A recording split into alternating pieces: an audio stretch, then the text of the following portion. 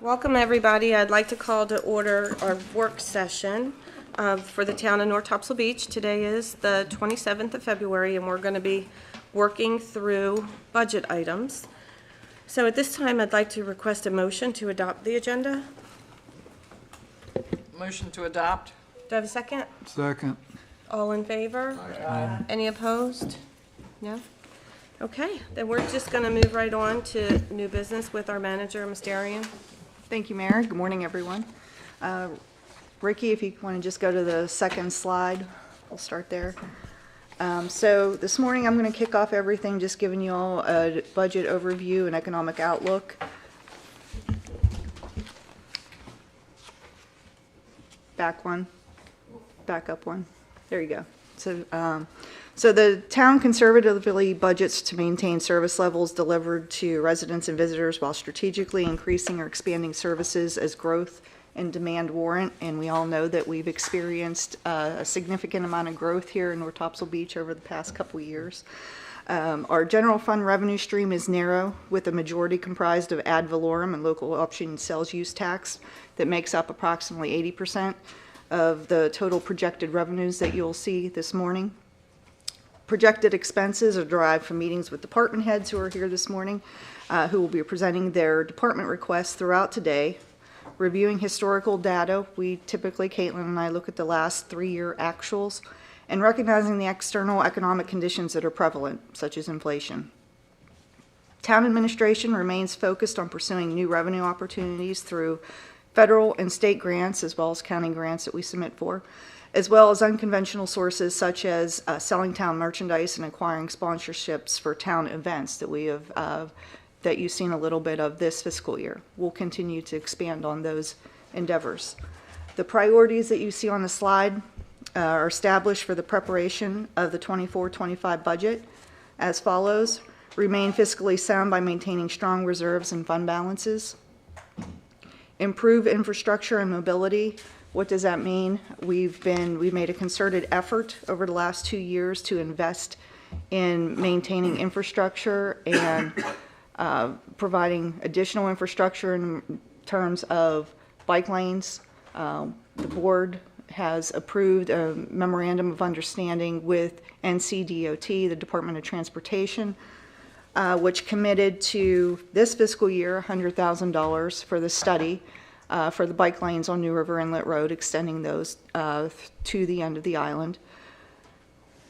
It also commits us to, in that agreement, to a little over $1 million, which will be, you'll see in the next budget workshop, we will slate what is going to be applicable to fiscal year 24-25. They have a meeting on the 28th, which is tomorrow.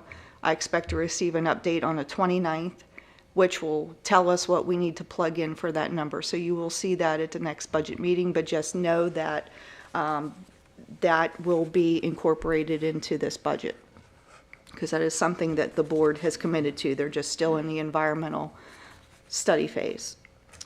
Continue to provide and enhance public safety to residents and visitors.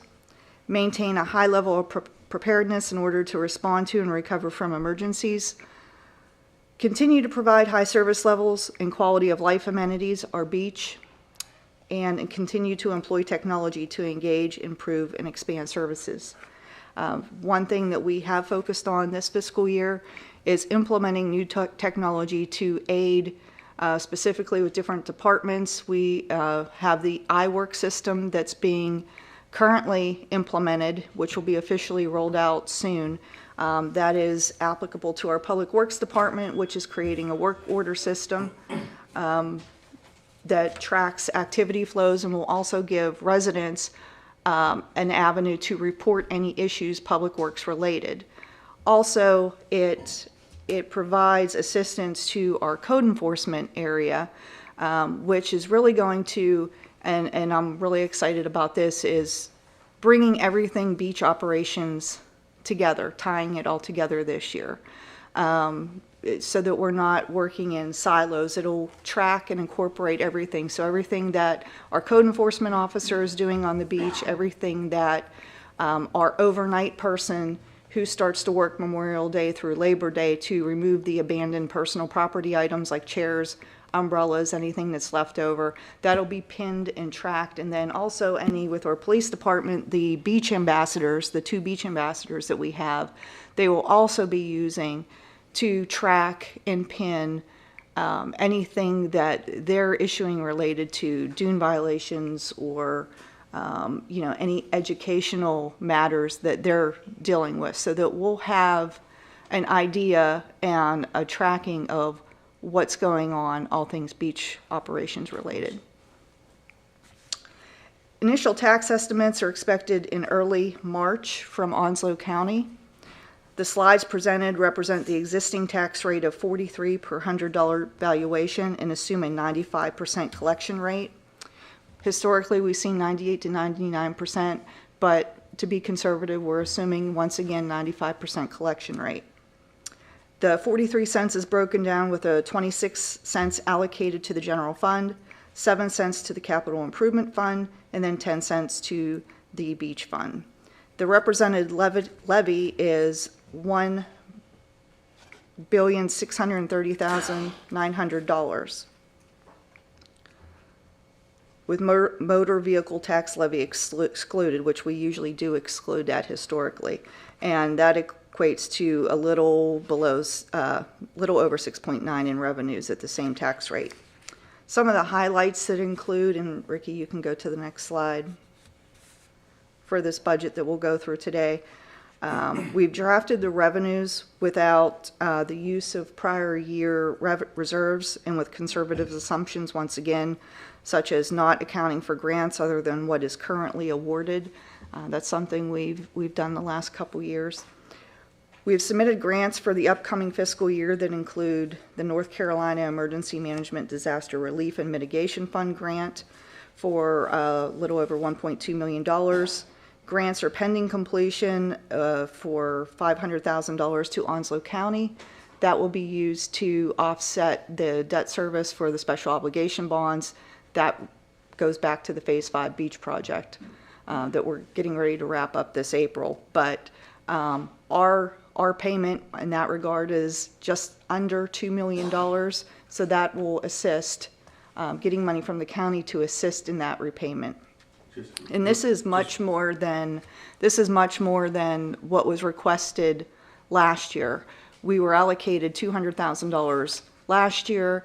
I have talked with the county manager already, and I feel comfortable with upping that request, and he understands the justification for that. Now, will that get approved? I can't say for certain or not, but I think it's well justified, and it will be in our application. And what's the North Carolina Emergency Management money? What's that for? That's state money, for grant money that was allocated through the Disaster Mitigation and Relief Fund.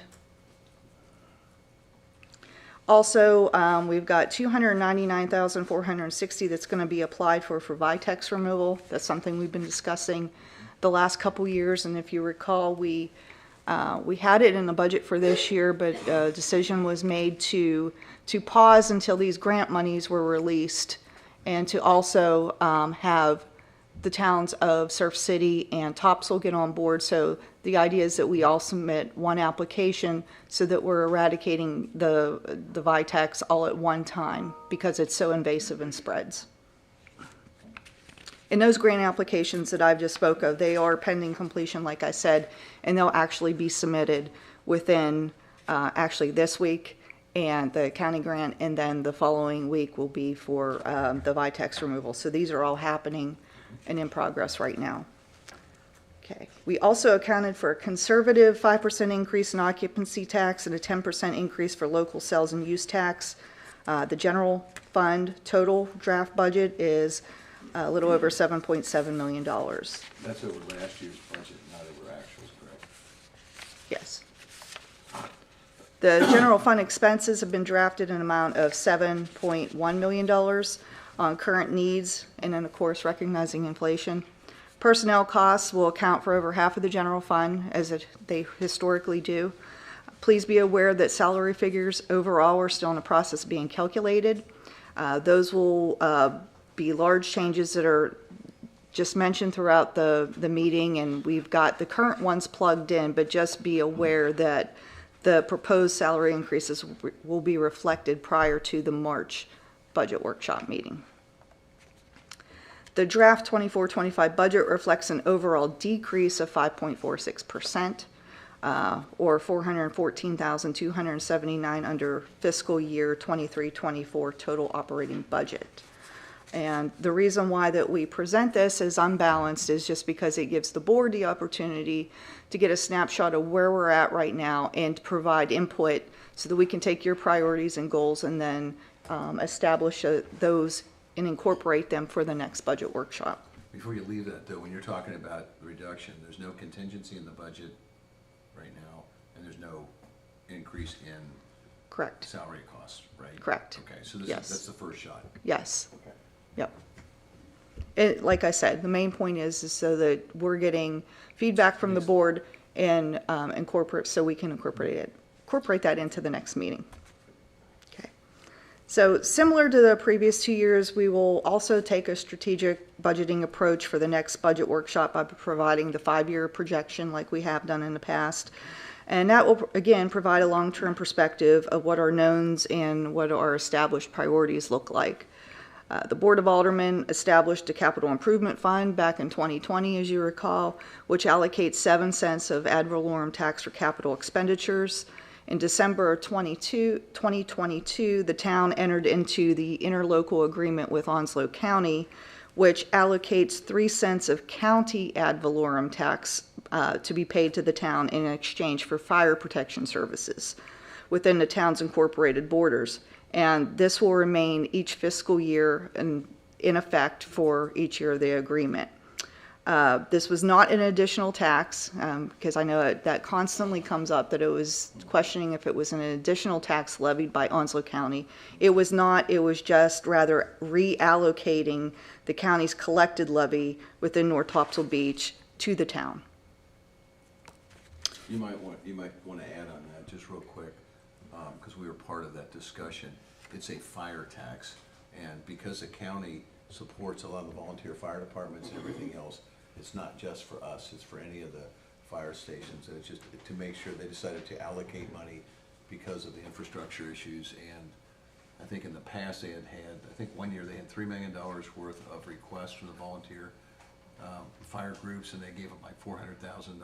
So I think they had to take a big step to put more money out there. Yeah, I can't speak to what agreements that they assigned with, that they approved with other agencies, but It's supposed to be countywide is my point. yeah. In conclusion, the summary includes a few highlights, like I said, of the entire budget. Other notable and significant budgetary changes are provided in the department budget summaries that we will proceed with today, breaking down further. And of course, we'll provide the board ample opportunity for questions and feedback that you have. The detailed projections for revenues and expenditures are also included in your spreadsheets that Caitlin will go and walk through and go through fund and line item. I would like to extend and express my sincere gratitude and appreciation to Caitlin Elliott, our finance officer, and the departments who contributed to the development of this budget, so thank you. And also I'd like to take the opportunity to welcome Jessica Helms, who's sitting in the back with us today, whose first day was officially yesterday. As you know, we've been searching for quite some time for a full-time finance officer, and she has come on board as of yesterday, so welcome, Jessica. Okay. Caitlin, do you just want to go over the summary, and then we'll jump into the department heads, each department heads? So, first off, forgive me, I'm a little scratchy this morning. We will start out talking about the general fund and go over high level, and then we'll jump into the department heads, and I'll insert some more detail where it's needed. Ricky gave me a remote today, so watch out. So our general fund, like Alice said, has over $7 million of projected expenditures so far this year. As she also mentioned, the salary figures are remaining the same, which will definitely change some of these numbers. But you can see where our priorities lie, and as always, such a big impact or a big focus on public safety. You can see that here with the percentages broken out with the general fund. And now for all the fun numbers. Here we just have listed each of the departments that are comprised of the general fund. We have the adopted figures as of this current fiscal year, so $7.5 million. And like I said, $7.7 million is currently proposed for next fiscal year. The percentages are listed out to the right. And so in terms of the expenditures, I did say 7.7, that's the revenues. 7.1 is for the expenditures. So we have a decrease in our expenditures currently. Again, that will change once we put the salaries and a few other figures in there. But we do have an increase in revenues, which we'll talk about as well.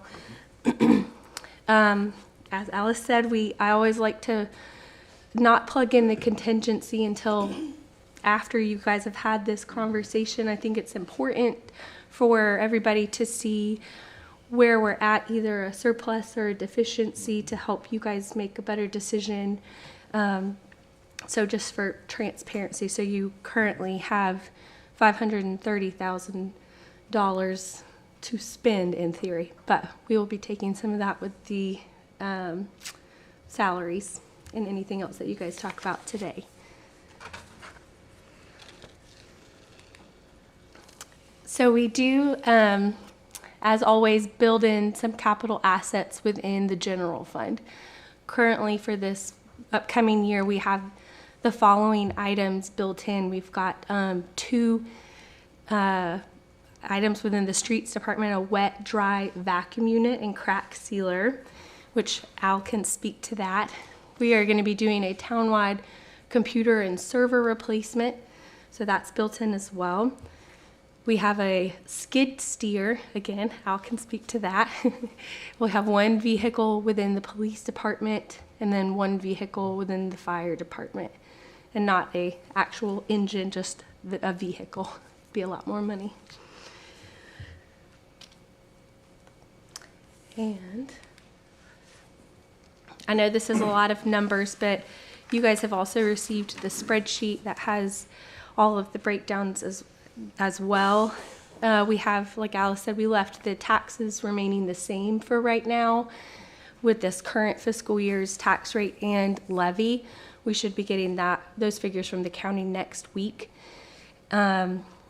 We've increased our interest this year, so you'll see that is a significant increase. We had a 10% increase on our local option sales and use tax, which is divided in between the general fund and Fund 30. We have 75% of that going here and 25% of that going to Fund 30. We left parking revenues the same this year, just based on current receivables, and we decided to leave that conservatively the same. I will not go through every single line item. If there's any you want to talk about, please feel free. After talking with the inspections department and planning department, we've left a lot of those revenues the same. We did consolidate the planning department fee line item with the plan and renamed it planning and zoning a little further below. And there is a 3% increase in our garbage collection fees, which you'll remember there is an expenditure side to that as well, and it's a wash essentially. So the money that's on the expenditure side is a wash with the revenue side as well. And those are our highlights. We have a lot of sales of the fixed assets for this fiscal year, so we don't project as many sale of fixed assets for next fiscal year, so that decreased a little bit. This is where we're at this point. Are there any questions on the revenue Make sure your side? microphone's pointed to you. 'cause You already it knew, wasn't- you already knew I was gonna have questions for you, so you're ready, I know. I'm ready. So, on the ad valorem tax, you're gonna find out what the county's gonna tell us on that, and then you'll just apply the 95% to it, right? So whatever they tell us is gonna be the number. That's correct. Could you, for the next meeting, fund balances? Mm-hmm, Okay, as to where we are. I'll send a list to Alice if you wanted the stuff that I need, or we need. Fund balances, where we are and that kind of stuff. And also, when you normalize some of this stuff, and I'm gonna jump on the interest thing just real quick, because you already know we've got well over $500,000 this year in interest. All right, from last year. Yes. So going to 200 is a reduction, that normalizes out at about $800,000 in interest. I'm assuming some of that relates to the phase 4 cash that we've got as well.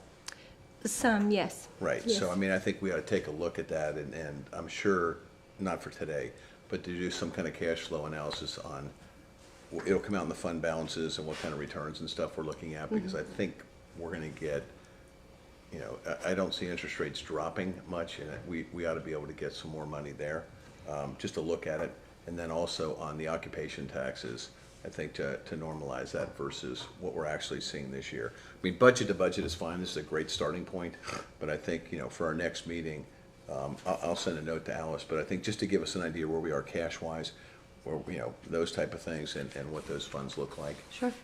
Because I think one of the things we're all committed to is to be good stewards of the money that's out there. And so having that snapshot that says, and you and I have had this discussion a number of times about how much cash we have, and also I'm on the Onwassa board, and they have their stuff going through, I think it's North Carolina something trust.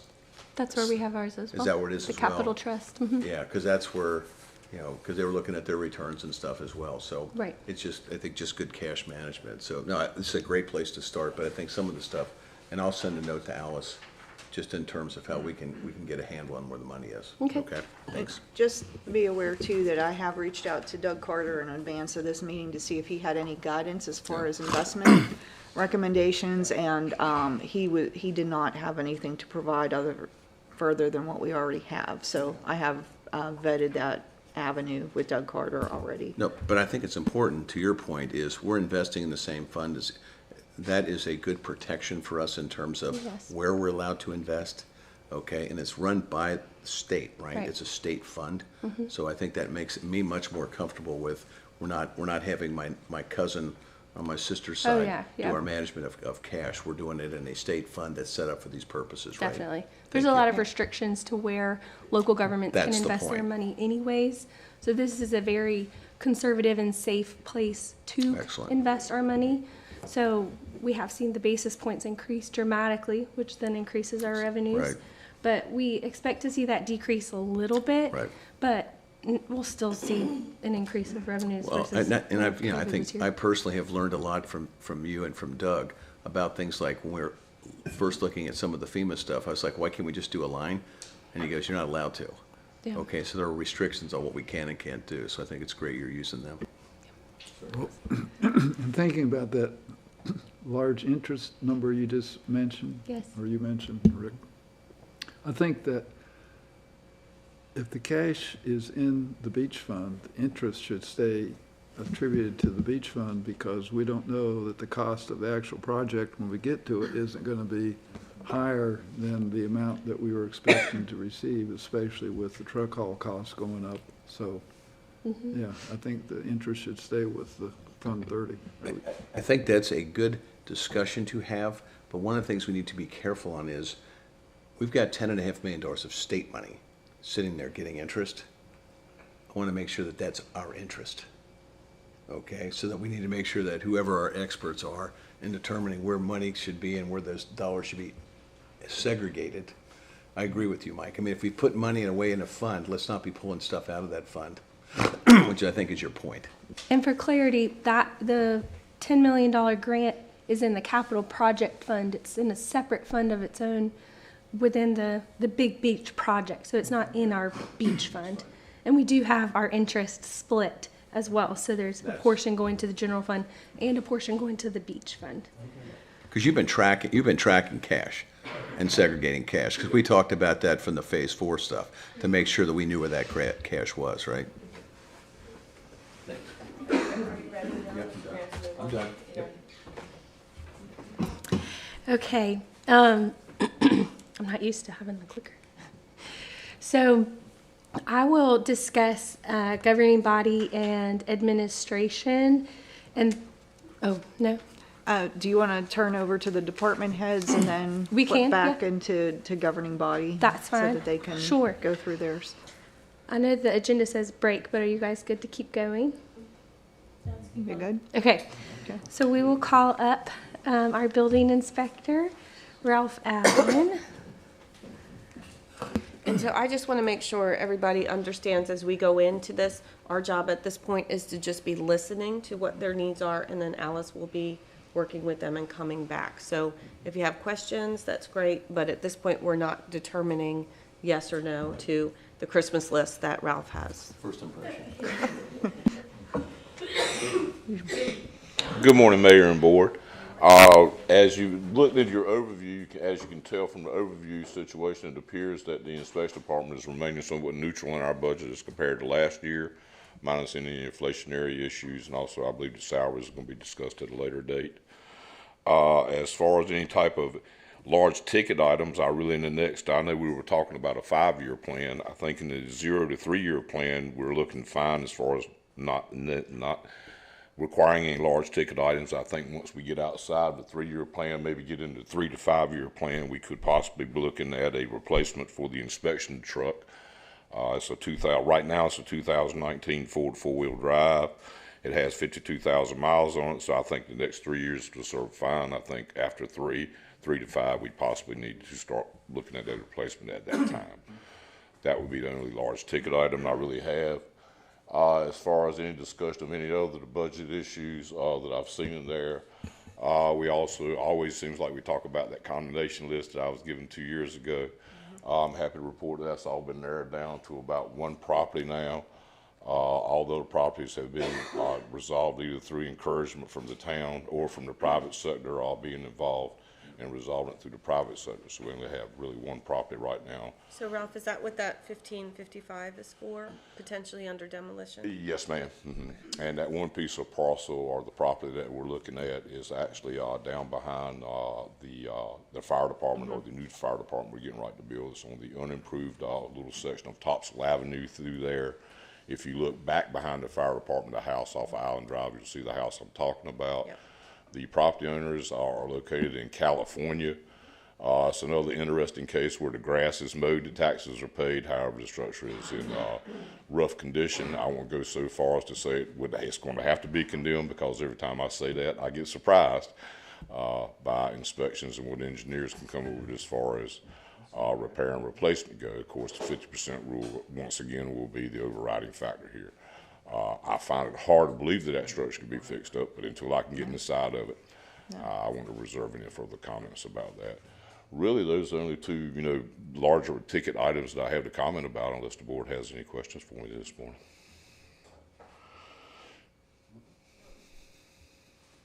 I have a question. Yes, ma'am. Can you just break that, give me an overview of what's in your contracted services? I'm going to assume I'm probably going to ask a little bit of help from Caitlin on this. If our contracted services, I believe, would be we're paying our inspector when I need to have SA come in, when I'm gone for continuing education, and also any extended leave that I may have to have, which has not been a lot. So we really still continue to have SA backing us up on our on inspections when I'm gone. Because we have to have the inspection department running every day to keep up with our workload. And we're in a fortunate position that we have a backup inspector that's on contract that we're able to use, where a lot of municipalities do not have that. The other item would be our Citizen Serve software program that we have for our permitting. We're constantly going back and looking at ways to upgrade and improve that system, make it more user-friendly. Kate has worked extensively with that server. Not to say that we have not spoken with 3 other vendors in the past few months, and we'll continue to look at additional servers and improvements. Certainly if I can find a program out there that makes it, more user-friendly, that's something we certainly want to look at. Unfortunately, with complex issues that we deal with here, both from a building code standpoint, local zoning, the Coastal Area Management Act, the Federal Emergency Management Agency, the U.S. Army Corps of Engineers, and oftentimes, a lot of these agencies overlap in the lots that we're looking at developing. And as you all know, I think the easier lots have been already developed.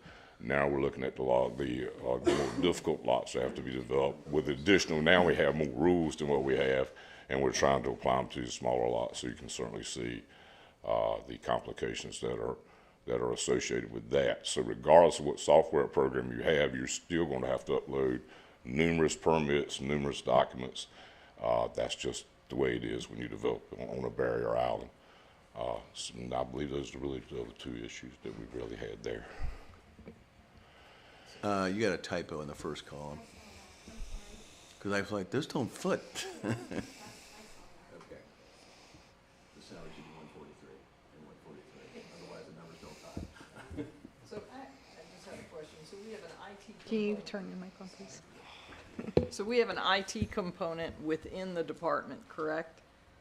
Allocated. If there's a department-specific software, it's typically budgeted for within that department, even if it is IT. So, So I would like to suggest that we take a look at calling that out as a separate account line for Okay. IT, because we're seeing IT overall with server and computer replacements, but it would be good to know that there is a separate IT line item in the Okay. department, okay. which is very different than contracted labor services. You're looking for the overall IT cost. I can do that, sure.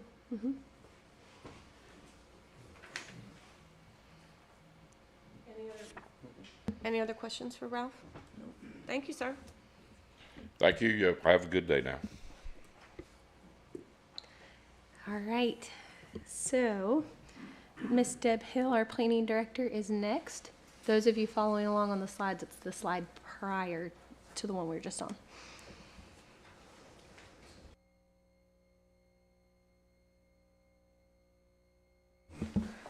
Mine's going to be shorter than Ralph's because I don't talk as much. And I don't have Kate. There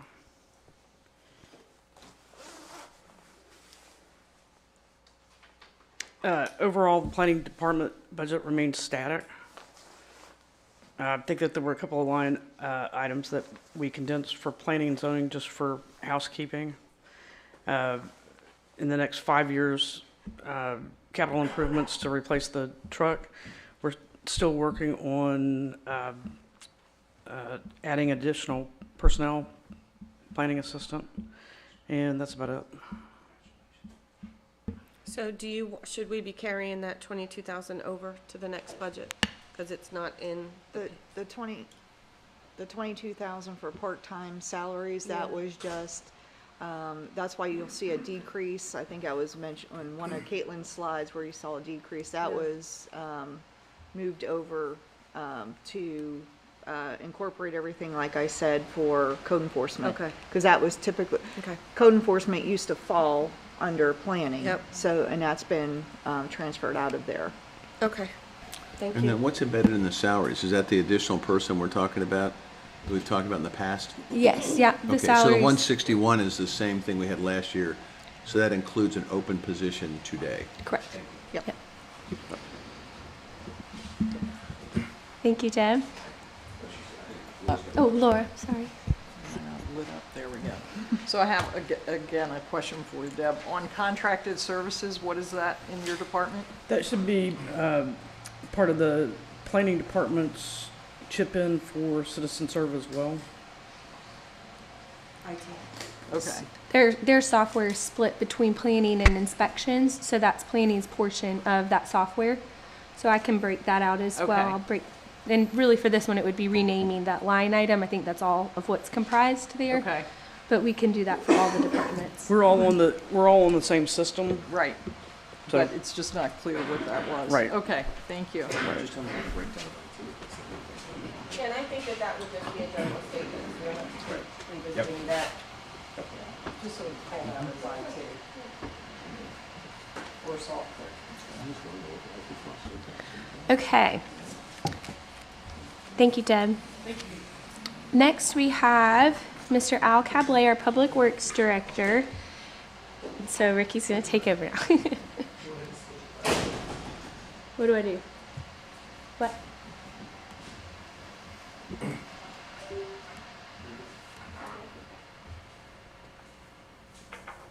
Good morning, Madam Mayor. Is this on? Oh, there we go. Morning, Madam Mayor and members of the board. You're not up yet. Ricky still got planning up. Yeah. You know that it's there because it's the Hawaiian style that I decided to present it. So this brief slide presentation is just to give you an overview. Our budget numbers are pretty much the same. I hate to use the word static because it always changes even within our small department. But our next slide.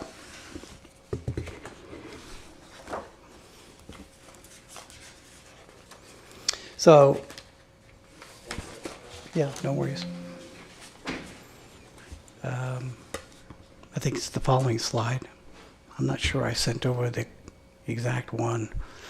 I shaved it. Next, that's it. I'd like to introduce our team, just for sake of legacy, if you will. We have JJ, Jeff John, quite a history with the town, 24 years. Started off in the fire department. Dylan Nold is our public works technician. He just joined us about a year ago. A talented young man in vehicle maintenance. Our newest addition is Eric Kushner. He's also a public works technician, just joined us last week, in fact. And he comes from us from Iowa. And we're looking forward to him putting in some time with our town. And last is Chuck Parrish. Used to work at St. Regis, but he's been here about 4 years. Just an incredibly talented man with a lot of skills, and that who makes up our public works team. So next slide. These are the highlights that I'd like to show, and I believe I may have to read off of this because I think it differs. Pardon me just for a second. No, I think it does. I'll start from the top. We initiated our safety training. We use NCDOT's safety training outline and calendar as a guide. As we get into it more and more, we will branch off and do our own. But for now, I felt that it was easiest just to adopt NCDOT's training manual. So we do that once a week. We have a training session. Every month we have a training mission of what it is that we are focusing on, specifically for public works as we are today in our operations. We also assisted with the first Halloween event. That was fun. Having 2 dogs of my own, it was just fun being a part of that. I look forward to next year. But again, Public Works is always filling in the gap of all of the events that are there, and I think the board recognizes that, and we continue to commit to that as much as we are able to. Next, as was mentioned, is the iWorks. We are right now, along with code enforcement, the bedrock, if you will, of the iWorks program. Having implemented, I'm almost sorry to say, probably a dozen work order systems over my career. iWorks is one of the best, I believe, in being modular and adopting to certain operations. And so it's no different here in North Topsail. So we have began that, starting to track not only our work orders, but also one of the spinoffs that we see, as was mentioned earlier, is how to do fleet management. How do you know what the mileage is? And from that, we can build a database to have a replacement policy and a program that's based on our usage. And it's unique with this layout that we have. What is it? 13.9 square miles. It's just, it's an odd kind of geographics that we deal with here in Public Works, but we make it work. The last is I'm proud to say the beach access maintenance program is going to dovetail with all of the efforts that are happening as we try to wraparounds around our arms, not only around the crossovers, but also the EVAs, the emergency vehicle access points that the fire department has established. And that acts differently than the parking lots and the sand dune fencing and all of that. So I'm happy to tell you that the iWorks program will help us wrap that together as we build. And I've always felt good data yields good decisions. You'll be able to have the right information in order to make informed decisions as we move forward with our beach access program. With that, I want to say that of the 46 beach accesses, I was finally able to nail that down. 15 are county maintained, the rest are ours. And we have that listing finally reconciled. And so that's one area I think that, again, the iWorks will help us dive into really where the needs are. The next slide. This is not trending. I just took to the highest 3 departments that we have, and I graphed it just to show, again, there's no trends that you can see. Again, our budget that we proposed this year is pretty static. The numbers are almost identical to what's shown in FY 23-24. Next slide. These are the summarized capital items, and they're by department. And as you can see, we didn't double up on too many. In fact, in Department 500, we have a carryover from the town entry sign, which the town manager and I agree that we need to have another look, but we do want to go about it with with more vision in mind, and so that'll take some time as we do that, so that we'll carry over that. We propose to carry that over to next fiscal year. Caitlin had mentioned the mini skid steer. I have not been in a public works, again, you're looking at an old man here that started in 1974, and everywhere I went, we always had a skid steer. And, those are the little loaders front end with, tracks. And it's really a versatile piece of equipment, so I felt that is something. Now, we do have a loader. That's a big guy. And I just think it's a little overkill for what we need. And I propose to find a surplus one. And at this point, you'll see one out at Jeffrey's in about 3 weeks. We rented one to have the guys have a go at it and see the versatility of that. So that's what we propose. Along with that, a crack sealer, which I believe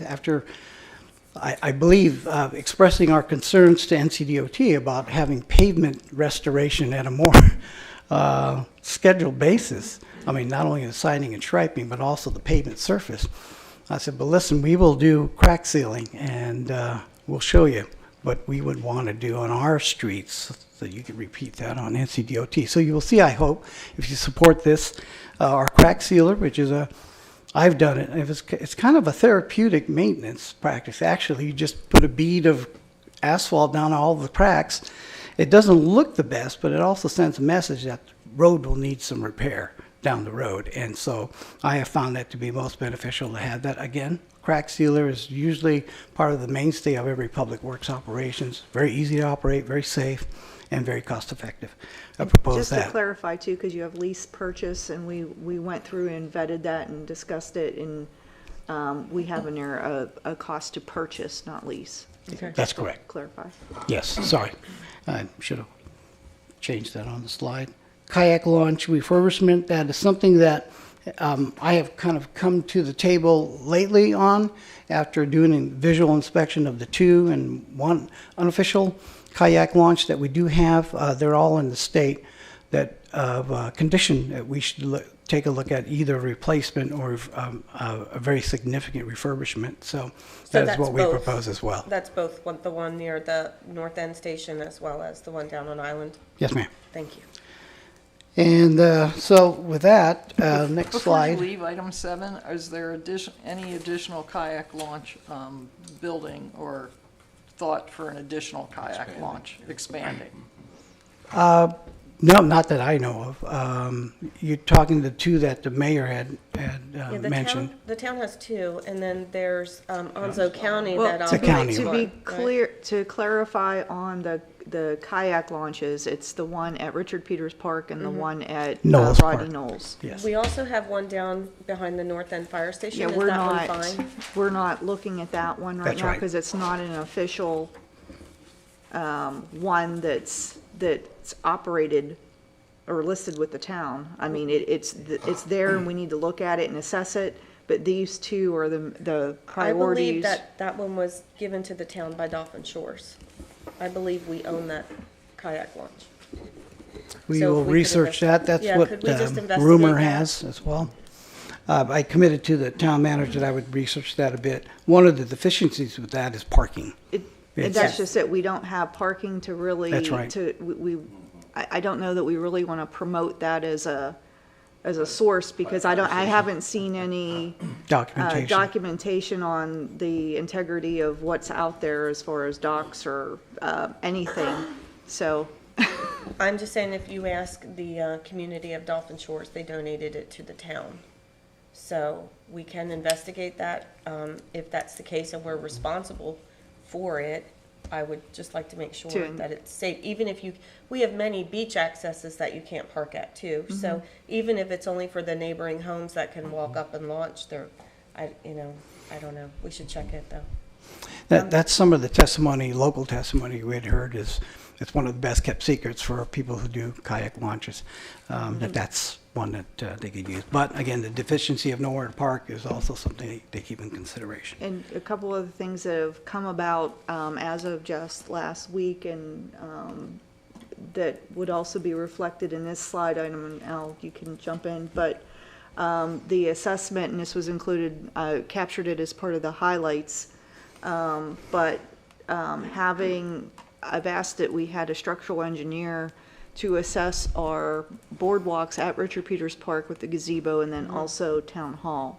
You'll see that there's been erosion identified here at Town Hall, so we've got $100,000 slated per Al's recommendation going forward into the next budget year, so those numbers have been incorporated into this draft. So $100,000 for Town Hall, and the amount I for saw that, yeah. for the boardwalks was 200,000. Yes, ma'am. And for the crossovers? That's in the streets department, and that has 75,000 allocated for the 3 crossovers. For 3 crossovers, Yes. not for additional crossovers that we haven't identified yet for next year. Correct. It was for the 3 crossovers. Well, I think we're confusing No, yeah, that's a crossovers with. kayak launch. With not crosswalks, sorry. but boardwalks. Yes, I'm sorry. We're talking about the boardwalks, the 2 boardwalks that are in Richard Peters Park. One goes to the kayak launch, and the other has the gazebo that people often fish from. And that's the one that's listed under recreation? Yes. That's correct. But it's just something that Public Works is, a capital item that Public Works is working on that's relevant to bring up, so that you're aware. There's actually the third one, the northernmost one. Is that one in good repair, or that one needs to be assessed as well? If that's the direction of the board, again, I think town manager and I are saying we're unsure. We want to confirm, I guess, the That's what I ownership was and asking. everything of that. The It's one not at the included. fire station? Yeah, it's not included. No, the third one at Richards Peters Park, you've got the kayak launch, you've got the gazebo, then the fishing. Yes, they Yes, would that's all, correct. those are Those all are included. included. They're all gonna be Yes. included. All right, Yes. thank you. But not the one at fire station. Yeah, I Yeah, wasn't- okay, got it. Yes, ma'am. Next slide, I believe it's the last one. To leave on a lighter note, that is not me, although I could have imported me in there, but it'd have a bald spot on that surfer. So with that, I appreciate your support. Stand for any questions, and that concludes our presentation. That was you, if that was you, that would have been Waikiki, right? Ala Moana, probably, sir. Do we have an average cost for the beach walkovers as to what repairs ran last year, or replacements? We budgeted $8,000, and we replaced, we've done the one at Marina Way, and then we've done the one on the north end. We've spent about And we've got 2 5,000. slated, sorry, for next year as well. Yeah, we'll get to the beach fund, and we'll talk a little more about that specifically, but we have increased that for next year. Okay, Yes, thank ma'am. you. I've got the numbers here as well. I don't know if you guys have any questions for Mr. Cablet. Okay, thank you. Thank Al. you, sir. Just real quick for you, Caitlin. Yes, sir. The big drop-off is in capital outlay. Is that just a reallocation of money? No. You're going from 159 to 30. Correct. There were several items last fiscal year that the previous Public Works Director was approved for, and so that's separate items. So this year going forward, Al Capella, he's only asked for the mini skid steer within the Public Works Department. So it's just a lessening of equipment that's being asked for. Okay. Yes. And, yeah, and just to remind you too, that, in the past, there wasn't a lot of requests that came from Public Works. So last year, and I think the previous year as well, we had to really allocate funds to get things that were really necessary for them to operate, because they just weren't addressed in the past. And you In can, other words, getting caught up. Yes. and you can see if you look at these line items, I mean, we're increasing training and like our department supplies. We're changing some of these items around. Even our uniforms, we're increasing a little bit. Within the annual dues and subscriptions, we do have the iWorks software, so I will break that out there.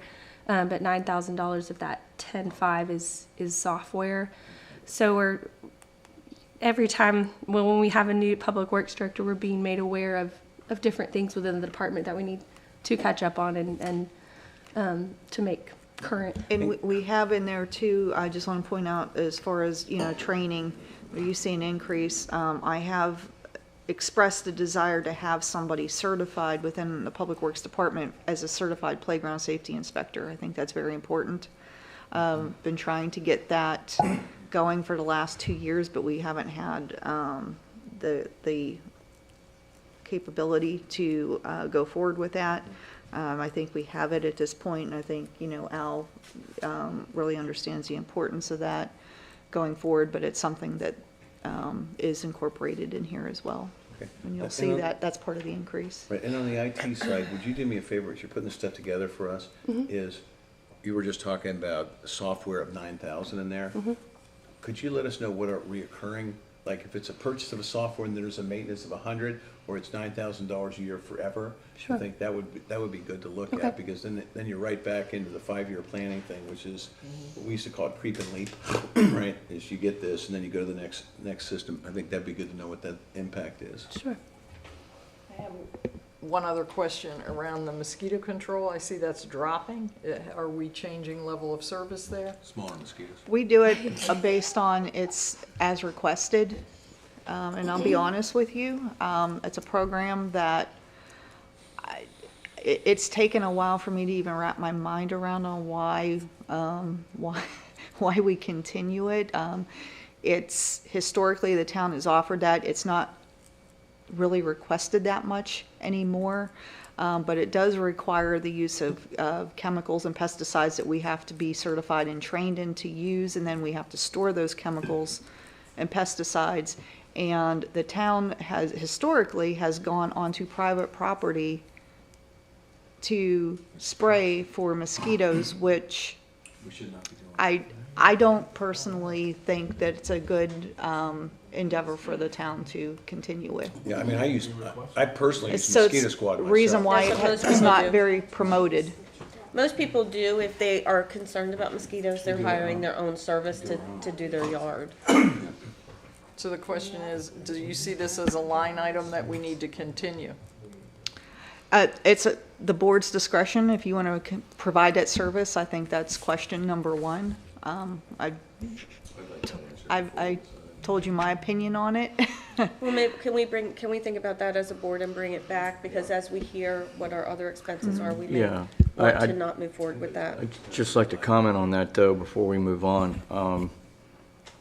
What I've always seen is a truck driving up and down each of the streets in the evening with the fogger on the back, and they usually back in at the, like on my street, at the end of the cul-de-sac, and sit there and kind of let it pump out into the marshy areas where the mosquitoes breed. And, you know, I've been here 22 years and I had no idea it was on request. I thought it was just done on some sort of a continual schedule, and I'm sitting here next to somebody who's lived here longer than me, who, not to put words in her mouth, we just talked about it and pretty much thought the same thing. So I'm a bit surprised that that's how this is done. I think it used to be done that way, and then with changeover and change of hands, it moved more to a request basis, is how I understand it. I think to Laura's point, it'd be nice to see if people are not, one is, I have an issue with going on private property and spraying for mosquitoes, and putting that aside is, if we have two people doing it, we ought to really think about whether it's worth something like that and whether that's a service we ought to be providing. And the board can discuss whether, you know, if you want to go back to, you know, be on a regular schedule of spraying, Well, I've never seen. down the roadways. Yeah. I mean, typically, I've seen where usually a county takes on this type of initiative and it's done from overhead. It's not done on the ground. And that could be a discussion that, you know, if you all want to take up with the county as well. Well, back to my original point, though, I've never seen, to Rick's point, I have never seen anything other than the fogging truck driving up and down our side streets and main streets, so it's not, I've never seen them back in. One time since I've you know, been here. Yeah, but I've never seen them on private, Cul-de-sac. I've never seen them on private property, is the point I'm trying to reinforce here, okay? Well, you gotta do anything that hurts. Well, that's what, I've never seen the truck in our neighborhood, so I don't know where it goes down there. Well, it sounds like we haven't seen them and we haven't noticed that we haven't seen them, is all I'm saying. I wouldn't say that. You wouldn't say that? Okay. Do you think it's something we need to think about and discuss? Yeah. Especially given the chemical aspect. Even better if your light was on. Yeah, I think what we need to do is put that as a possible item that, you know, we need further discussion on, because as we hear the other departments' requests and outside agency requests, we'll be able to see where we end up and. Right. And I'll check, and Mayor, I'll check with the county just to find out if they're even doing something like that. I don't think it's even a cost issue. I think it's just something we really want to provide. Yeah, and I think you also have to take into consideration this day and age, that insecticide doesn't just kill mosquitoes. Yep. It kills the beneficials as well. Okay. All right, I'm going to turn the slide to public buildings. Al talked a little bit about that, but I also think the numbers are important to look at here as well. The phone expense has increased a little bit while our utilities have decreased. I've gone through our current utilities that we have and ran those numbers, so we were able to drop that down a little bit. Also thanks to our IT director, Ricky, who's integral in helping us cut down and shave down on the different bills. We also brought down the buildings and ground maintenance and repair. This current fiscal year, there's $12,000 slated for a public work refurbishment of the roof. So once we took that out, that dropped that figure down a little bit. Other things to note, we have the new fire department furniture slated within this department here. So you'll see that furniture line item is high. We wanted to encompass that within the general fund rather than moving that to our separate fund we have for the fire station. And we also have a new line item, the building security, which I know Ricky will talk to a little bit, but there's $33,500 slated for additional camera installs for town hall, boardroom, park, and also 20,000 of that is for the new fire station. So once that's completed, that's going to be keying of the doors and also the cameras there. So it's town-wide is what you're saying? Correct. Yes. So are these IP-based cameras? This is Ricky's. I don't know. I don't think he heard you. Ricky, are these IP-based cameras? Yes. And are we looking at the level of bandwidth we have then for the increase to handle those cameras? Yes, we have plenty of bandwidth to available to support them. Some of the locations already have cameras, older cameras, except for the park. We put an internet service at the park specifically for the cameras. And town hall, we have more than enough bandwidth here for the cameras. So is our internet service called out separately in your department? That is under utilities, I believe. It's under utilities. So I'd like, if we could pull that one out separately too. Okay, okay. You would include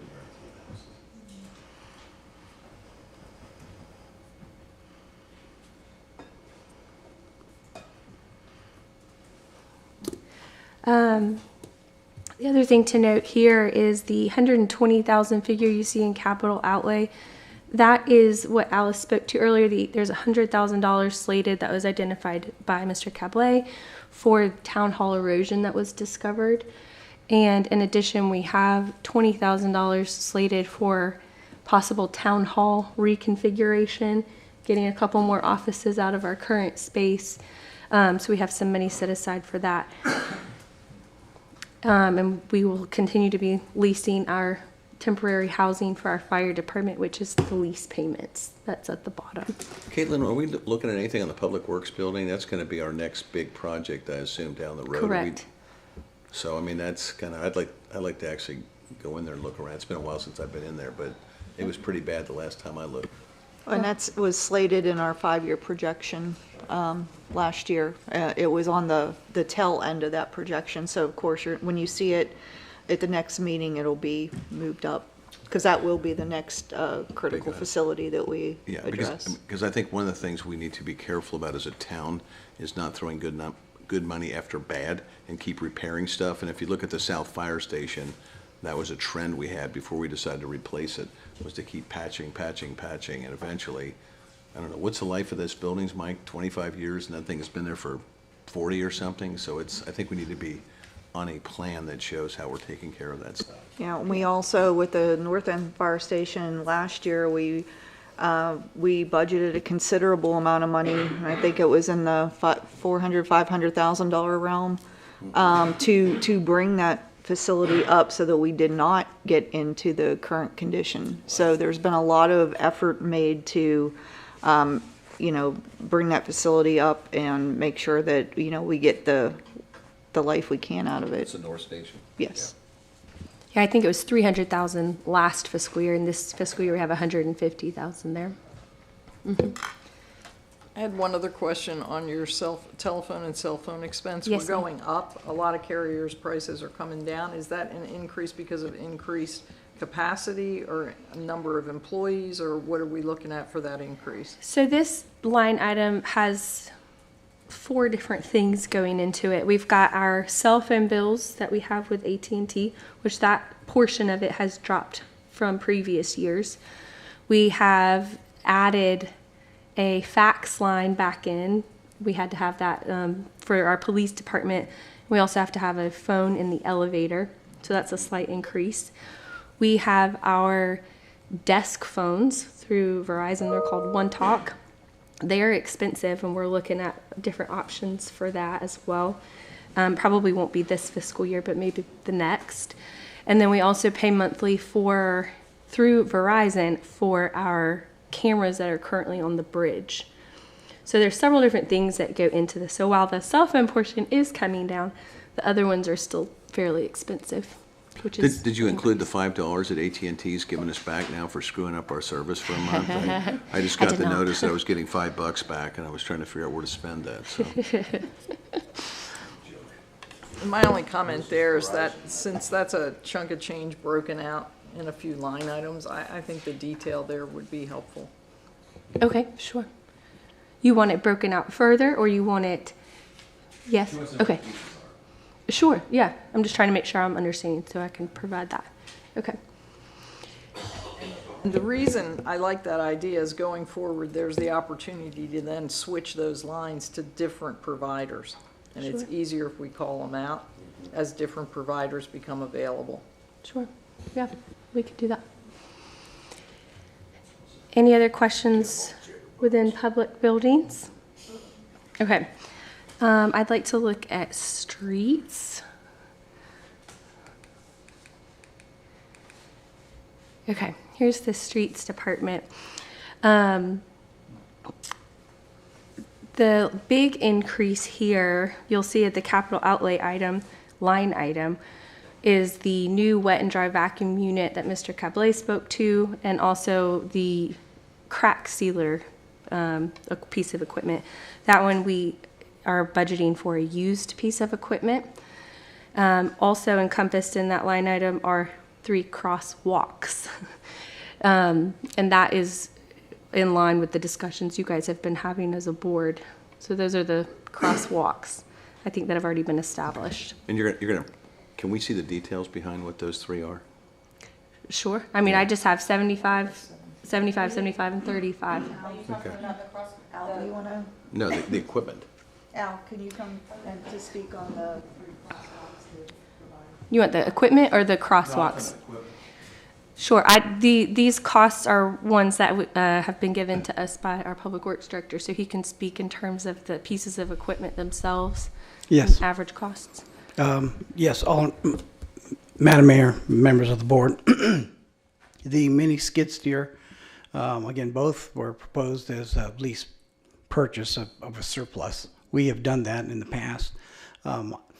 There are all sorts of brands from John Deere to Bobcat that have those mini skid steers. The one we'll be renting from United Rental is a Cat. So I feel confident that that price we'll be able to come into. It's a little bit more. We might be able to get a bigger one than the mini. So that's what the question I'm is on the looking at. crosswalks. Oh, I'm sorry. I thought it was the equipment. No, the question's on the crosswalks. Yeah, yes, sir. I with Bobcats, I know the Bobcats. Yes, sir. That's for all the equipment.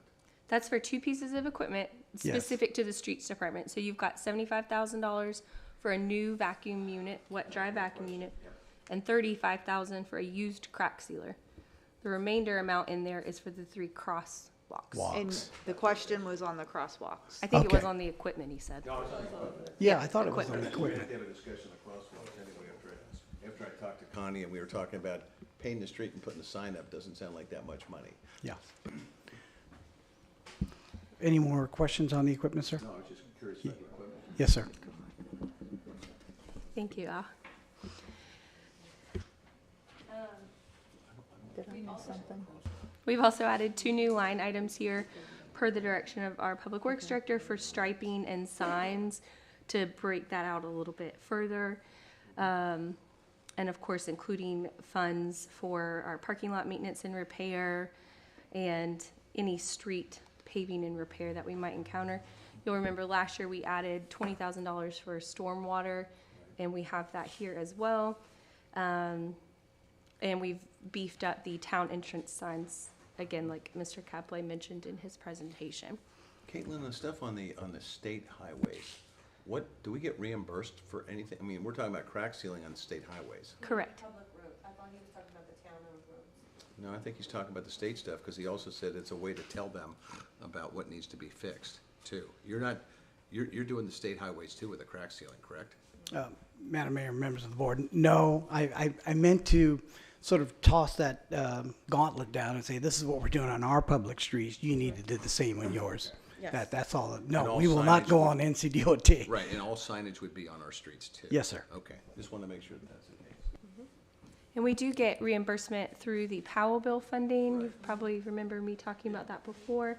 So we don't have the new dollar amount for that for next year, but typically that's around $35,000 annually. We get 2 biannual payments.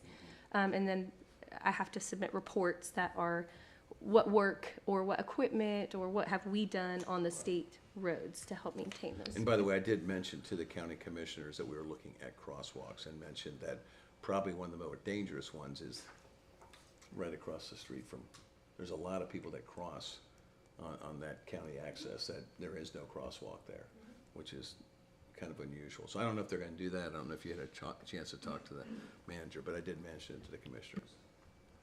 And just to go back to stormwater, we talked about the grant that's been submitted and pending for a little over $1.2 million. should we be successful in that funding, and again, we did not account for it and budget for it on the revenue side, but could be a potential budget amendment down the road if we were awarded that grant, and we would be looking on embarking on 2 very important stormwater projects. And it'll be the first, I believe, for the town, because historically we have not address stormwater, and we're trying really hard to do that, and that's what that grant attempts to do, and that's to address the 2 areas that were deemed priority by the board, with Richard Peters Park in front of there, and then as well as the Gray Street area by the fire station. Any other questions in streets? No, ma'am. Okay, we're going to talk about recreation, and then you can have a break from me. Okay, so this is our recreation department, which also Mr. Al Caplay is over.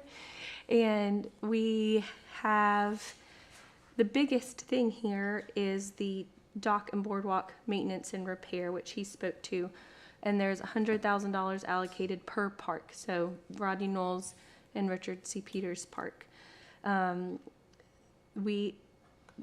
These items need to be maintained and repaired, and so that's the reason that the cost is so high. But other than that, the other hot topic that we usually discuss within these workshops are the special event expense. Last year we had $7,000 slated for a Christmas tree extension, and then $3,000 for other events that might be going on. So I just bring that to your attention because that's usually a point of conversation. So right the now board. in the special events, is it 7,000 for the Christmas tree and 3,000 for other? Is that what the 10 is? I carried the 10 over so I can change it Because we already however we have, want. but we already have the tree. So Correct. basically, It's the up at 10, top, Joanne. that's Christmas decorations that go on the poles, I believe. Yes, right? that was That's snowflakes. snowflakes. We've renamed it Christmas. But I mean, decorations. I certainly want feedback from Connie, but I would really, at this point in time, like to just keep the 10,000 in. And then we can talk further about what we might want to plan for this year. We also have to discuss the jazz festival, so I think the safest thing would be to just leave that 10 for now and until we get into more discussion. I agree, and as for the Christmas tree, when we first came up with the idea and we discussed it, we did go with the smaller size tree with the expectation that each year we may do something to increase either the size or the base, or if there's any maintenance needed, so that's what the, leaving that? yeah.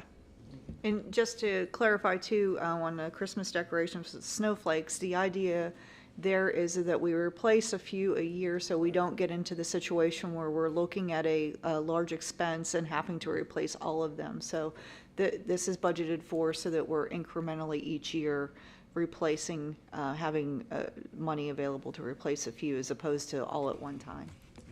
Are we What's our still, total count on those? Al, do you know the total count on the snowflakes right now?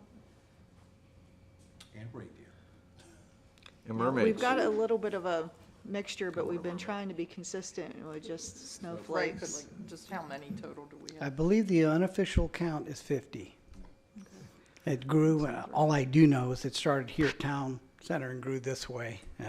And so that's the current number, and the town manager's correct, and what we're trying to do is keep a fresh supply of those that have been powder coated and restrung and those sorts of things, So so it we're doesn't still- hit all at one time. So we're still repairing and rebuilding those along with, Yes, sir, to the Replacing them. tune of about 18 per year was what I've seen every year to try to get Yeah. done. okay, Yes, sir. thank you. Excellent. Okay, so we'll leave the 10 there. Any other discussion within recreation? We're good. Okay. Do you guys want to take a break before we jump into fire? That's fine. Good plan. Okay, 5-minute break and then we'll start with fire.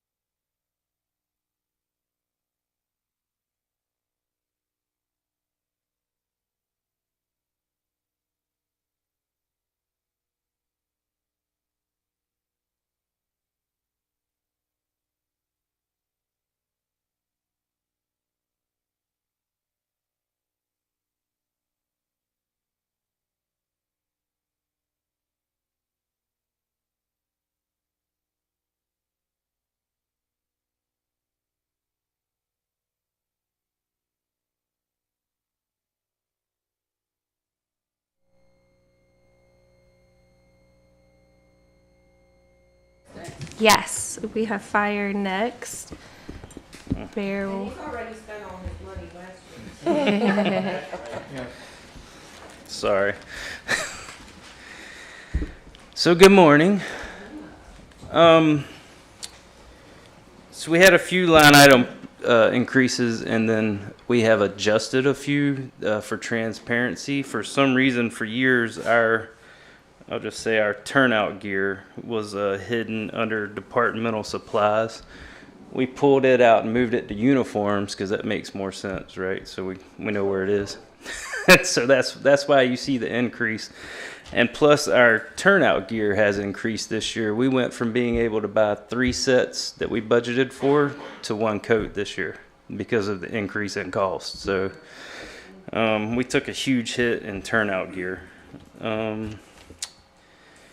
So that's moved. We are requesting to replace 1 vehicle. The other Tahoe, it's at 100,000 miles and is starting to have gremlins, but we are requesting it to keep it within the fire department because we gave our truck, one of our trucks, to Public Works because they were in need, and then we saw a need that we actually needed that truck.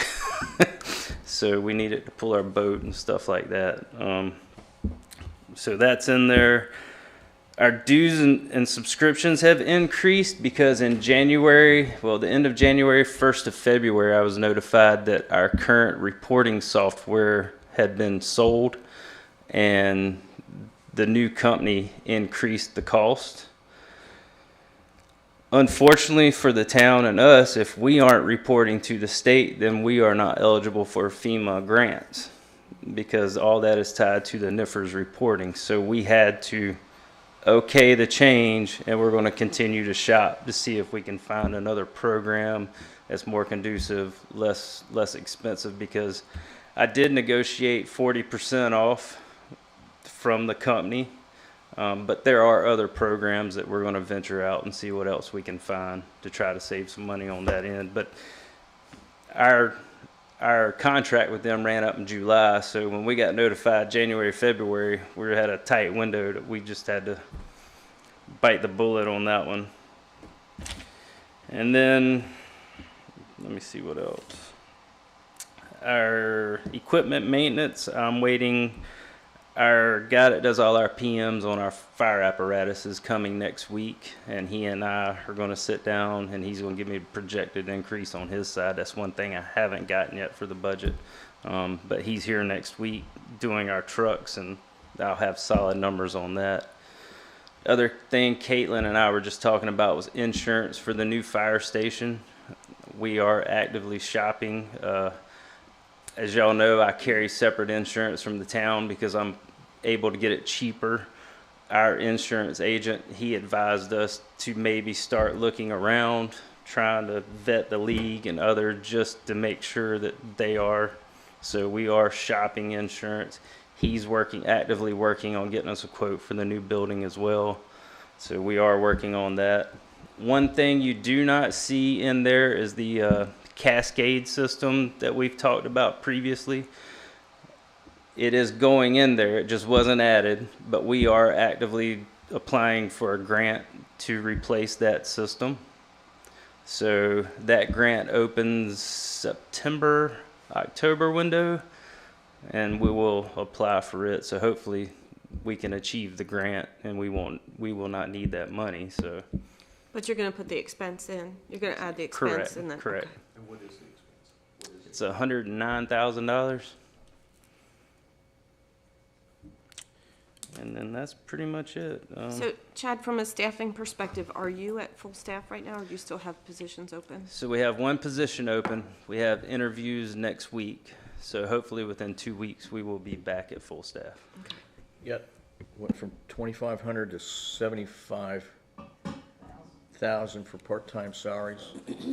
You'll remember last year, it was during a budget meeting, you guys approved to have 4 additional part-time Okay. firefighters. So when you approved the budget, it was only 2,500, but it has increased since then. So that is encompassing the 4 for the Okay. full year. Do we have those guys? That we approved last year. Okay. Do we have those part-timers? We have 3 of the 4. Yes, sir. Cool. And then Caitlin, the 896 number includes everybody full-time for the year. Full-time, yes, sir. And then I'll just give you some quick stats. When I got hired here in 2020, we barely ran 300 calls. Last year alone, we ran 530 calls. So our call volume, as y'all know, with the population has increased. We did have a citizen this year donated some equipment, 3 new rescue boards. So we've got a total of 6 rescue boards now. And our water training has increased, obviously, because, you know, we're in the water a lot. So, Chad, of those 500 calls, is that counting the EMS calls and the water rescues? it does. It encompasses all of them. Okay. Okay. Any other questions? Thank you, sir. All right, thank you. I'd also like to point out, I'm surprised Mr. Grant hasn't brought it up yet. Our gas, oil, and tire expense, last year we did an overall townwide 10% increase. And looking at actuals for this fiscal year, not every department needed a 10% increase. So we did a 10% increase for fire and police, Okay. but a lot of the other departments remained the same. Okay. Yep. And I did forget to add the cascade system, so my apologies. It'll be on the next No one. worries. Thank you. Yes. I'm gonna do, before we call up Chief Youngener. I'm sorry, Yes. quick question. And maybe she can answer the question, under the money that we get from the county, the fire tax, we could use that, in theory, for anything fire-related, including something like the cascade system, correct? Yep, correct. But I think right now, we had that pointed towards the fire station, didn't we? It's covering the nut there, but I'm just saying, Yeah. that she actually showed, when she did the refinance, we actually have some surplus in there. Okay. And also, remember, we don't know what the current assets we get from the county. My guess is that that number's gonna go up when you get the latest assessment for them. When I get the what, I'm sorry? When we get the new number for them on property values, that'll probably go up a little bit. And it's 3% of property values, not just a fixed number. It's 3% of their collectibles. So whatever they collect is 3%. Okay, and they're collecting at 98, is that right? I'm not sure what they're collecting. It was down this year, I know, because that was one of the things they presented, Okay. that their But collections the, went but up. the number that we get, I mean, remember, taxes don't, your values don't change this year, because we're in year number 2, so, It would be new builds. yes, that would be the only That would be, area. that's all I was looking, was a new build. Okay. Yeah, I do expect the number to change, but it won't be drastic. Okay. Before I call up Chief Youngener, I wanted to, this is a good segue for the insurance conversation. I think I had a slide on that. Yes. So, let me get to my sheet here. So we plugged in a 5% increase across the board for all of these different types of insurance. Like Chief Seward said, we do expect to have an increase, obviously, for the new fire build, but just so you guys have a visual of what our insurances are, and we don't have those quotes back yet. We're still early in the game, but we do expect them to increase as they do typically. I'm not sure that's enough. It's possible. It's possible. I know every insurance policy I have on my house and my cars went up 20% last year. Yes, So we're, I don't know if that's, everything went up 20%, except for NFIP. It stayed the same. well, we're waiting to get back the quotes from our brokers, and of course, we'll shop around and we'll plug them in if needed. We can increase that for sure. So with that, we'll call Chief Youngener.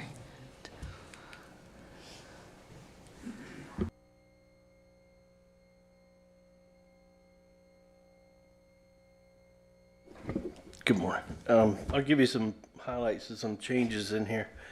Under capital outlay, we have one vehicle. Vehicles have increased a lot. That's counting upfit and purchasing a truck, which it looks like is going to be the best way for us to go now is with trucks.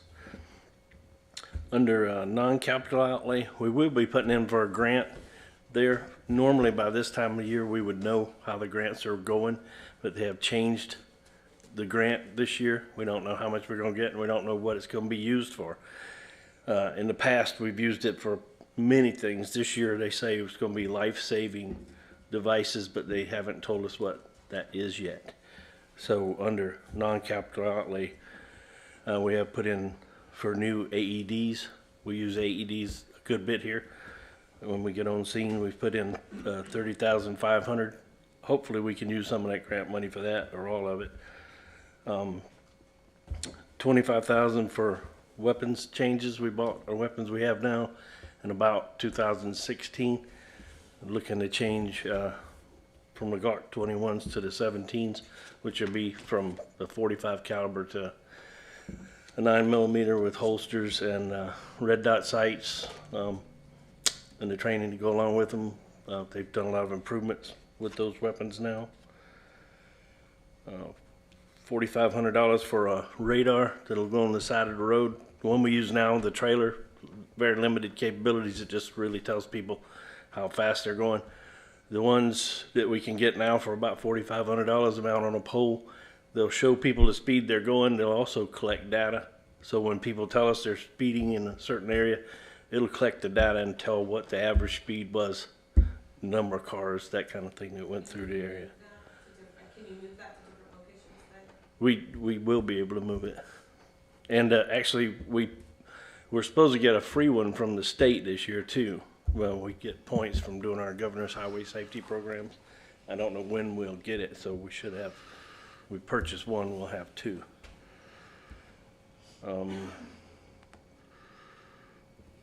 If you look under annual dues and subscriptions, that's for many things. It has computer-aided dispatch, reporting software. One thing that we put in this year, you know, we have cameras at the two entrances. They are very limited in the capabilities they have. Most are using a flock camera system now. They'll integrate with the National Crime Reporting System. If we have a missing person or associated with a vehicle or a stolen vehicle, we can add the plate in there and we can watch that. It's about $11,500 for our first year. The next year will be about $6,000 to keep that program going.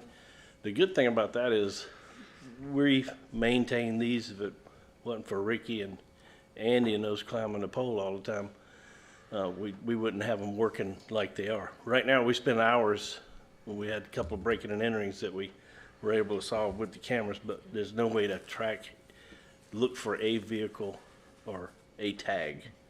So we'll be able to do that. They integrate with Surf Cities, put them in, Topsail's putting them in, many of the areas around. The controversy that are in these, some people think it's a lot of Big Brother, but it's actually not. It's very limited on what the capabilities are great, but we're limited on what data we can collect from that legally. So it's not tracking you every time you come in and out of town. It will associate vehicles if we're looking for them. So as people talk about those, and they're widely used, and the courts have, of course, ruled on what you can do with those systems.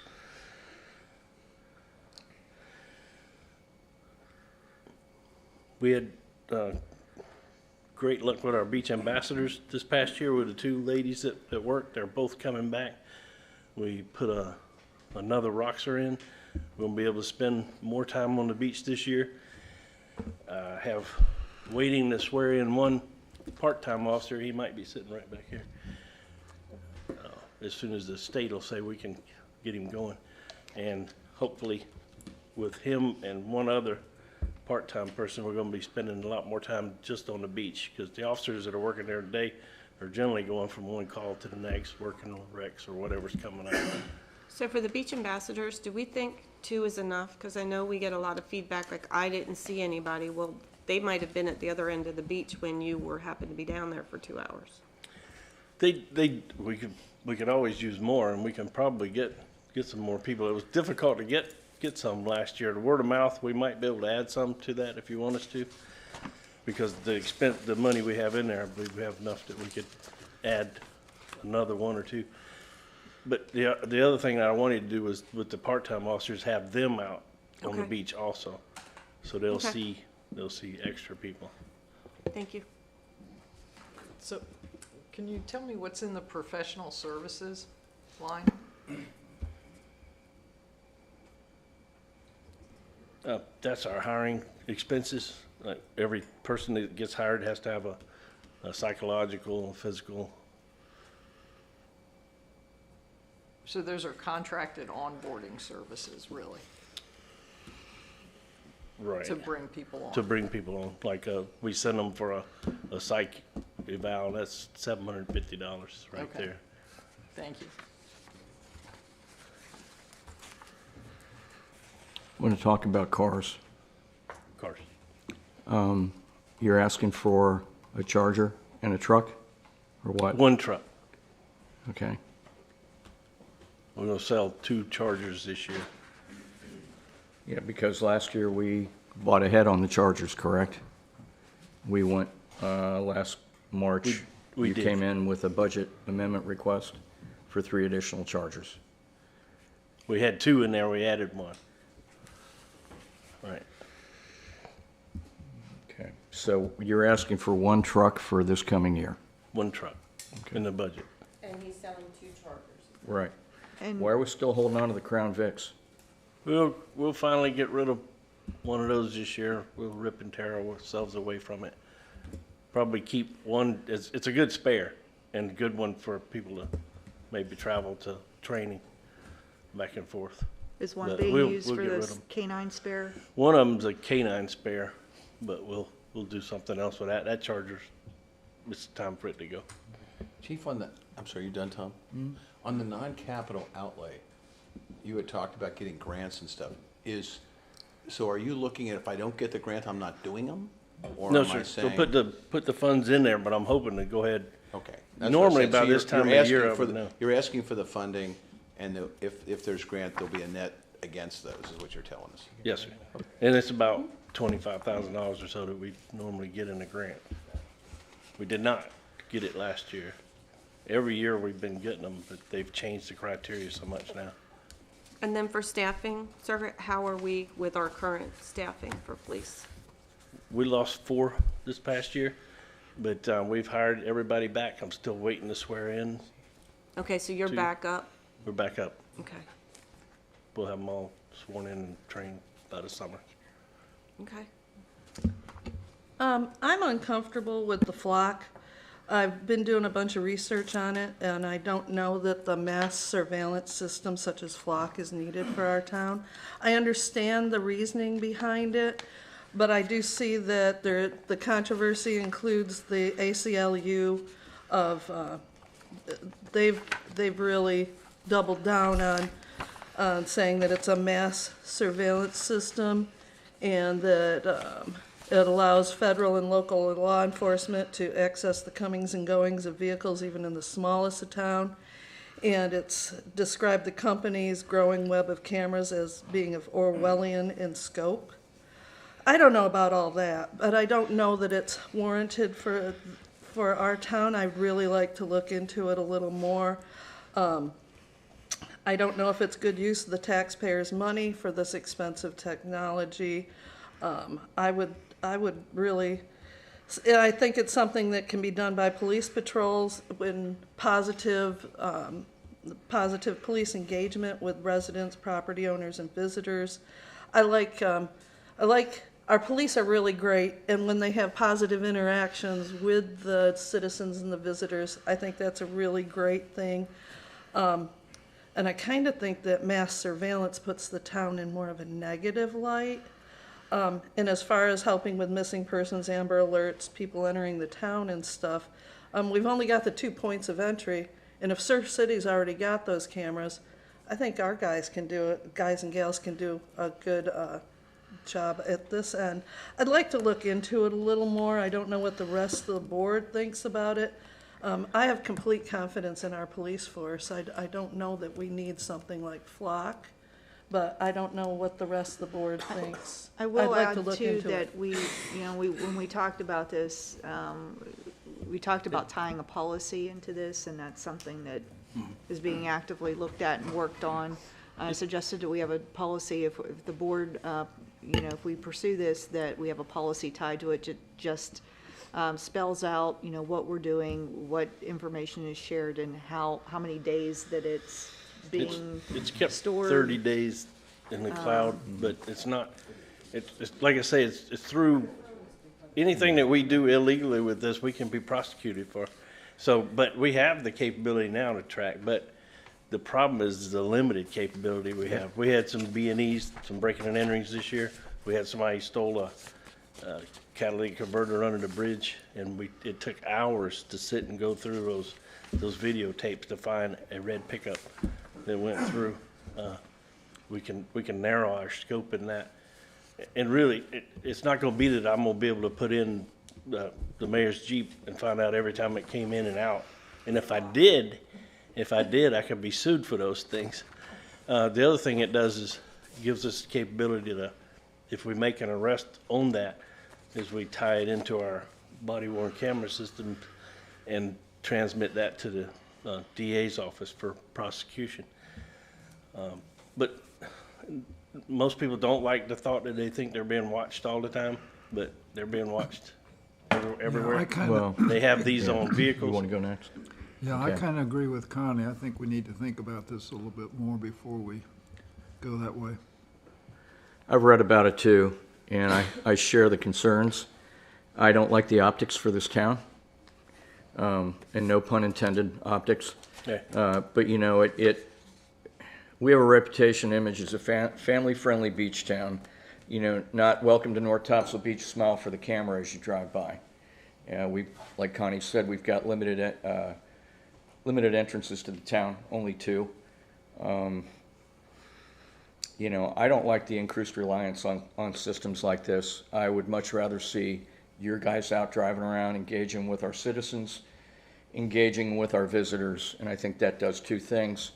It, one, shows our citizens and visitors that we have an active police department, which cuts down on potential for people doing bad things if they know every time they turn around, they might see a Dodge Charger with cool graphics on the side, right behind them with a smiling officer.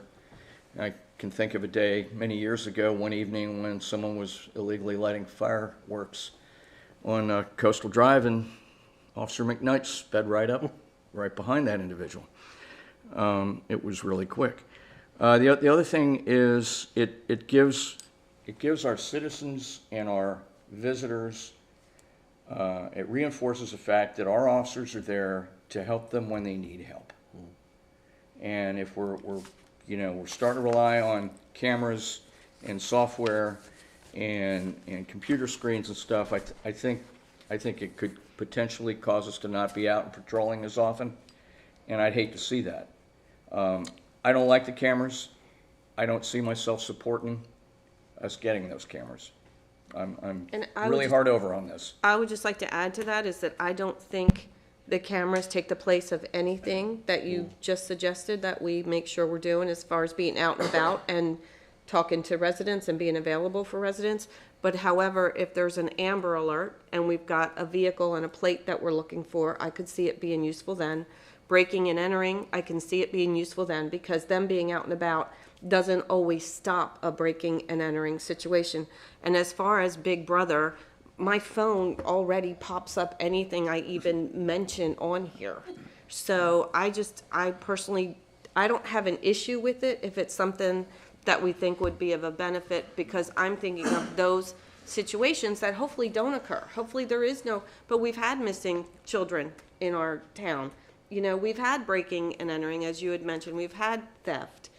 Granted, it's minimal because I think we're such a small town with a good-sized police force. So again, I don't think these take the place of each other. I do agree with considering to mull it over. We don't have to make a decision Right. today. But I just wanted to say, I don't think it's one or the other. Just to counterpoint, you know, the Flock website touts the system as, in quotes, the solution to your crime problem. Okay? I don't see a crime wave occurring in North Topsail Beach. Do you see all those apartments going in? I get larger towns with crime issues, and, you know, even close to here. And, you know, I guess, Mayor, you and I are just gonna have to agree to That's fine. disagree on this one. I don't like it. And that, and that's fine if we don't agree, that's fine. But just also, please take into consideration all the growth in Sneed's Ferry and in Surf City. So it's nice to think that our little town is contained, but it is not. And all of those folks bought these properties or they're renting all these apartments because they're so close to the beach. So, we do have to plan for the future, but I think everybody should do their research on it and then we can come back and discuss further. So I know everybody can do their own research, however, have we ever brought in a vendor like Flock to give a presentation to the board as to what the benefits and their experience in other towns? We have not, I don't know if that's available, I can check on it. The other thing is that we pride ourselves on keeping theft down because a lot of people here rent their houses, they're empty.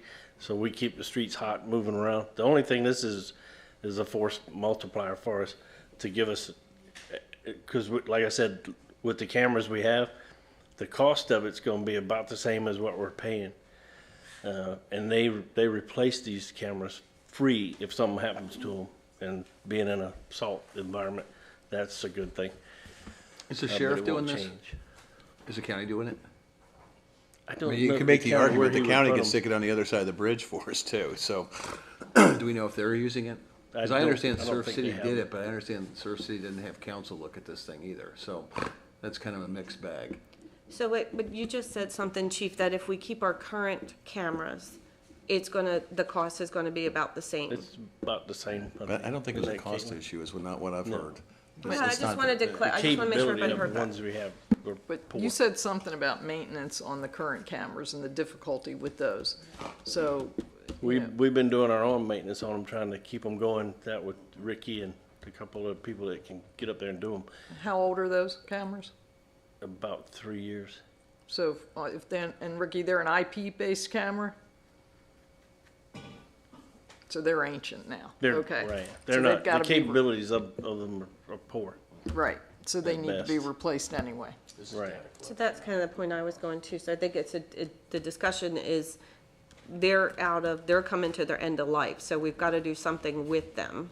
And this is the suggestion that you're making, moving Right, towards we- the flock. We'll get rid of them or Right, but go to the flock, which is, the price of it would be about $6,000 a year to keep that system going. so, but for the new system, can you please split out for us at the next session, the capital outlay versus the ongoing maintenance costs, and whether that's included in the subscription to that system? So do they Right, but maintain the They cameras? or- maintain the cameras. If they or do break, we they maintain? replace them. Okay. The flock cameras, they maintain it's the first year it's about 11,500. The second year, it'll be $6,000. But if the cameras break, they come in and replace those. They'll also integrate with the other cameras that are with the town system, but they can't be accessed by people, other than law enforcement, for a law enforcement reason. Unless they're hacked. Right. Um, But I guess don't know, right, that's so- my point. If we've got to look at new cameras, let's look at what the capital outlay is, what the maintenance costs are ongoing, and what the subscription service covers. I think you have that already. I think we have Yeah, that. that's in the memo. Okay, I mean, like I said, It's, putting aside the cost issue, because every dollar is important, but I don't think this is a cost issue. I think this is a data collection issue, not a cost issue. Because $1,000 difference a year, but we're collecting stuff. I mean, my concern, and brought up by Connie, and I'm open to discussing this, is a very simple one, and that is, we have to have some kind of wall between the information that we're collecting, okay, and where it's going and everything else. The last thing we need to do is have somebody call you up and say, the sheriff's department calls you up and says, we got a tag on somebody up there. It's that data collection. You're right, we're being tracked by Big Brother everywhere, but I think we need to be careful and make sure, to your point, you don't want to be liable for doing something that you're not allowed to do, and we need to make sure that wall is there to the only protect thing you and the town. you can add in vehicles that are associated with people that are missing, things like that, and stolen vehicles and all. You can't just go in and track vehicles. I mean, you might be able to, but I'm not. Now, who's gonna legally do it? Because we get prosecuted for things like that. Yeah.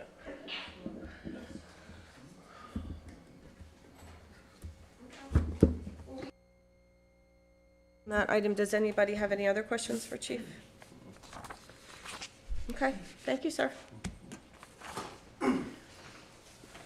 Okay, lastly, we have our IT Director, Ricky Sweetson.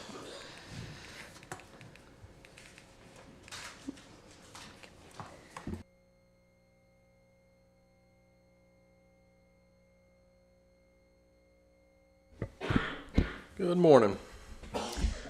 Okay, so for the most part, my budget, the operating budget's staying the same, except for the capital outlay for new computers and network equipment.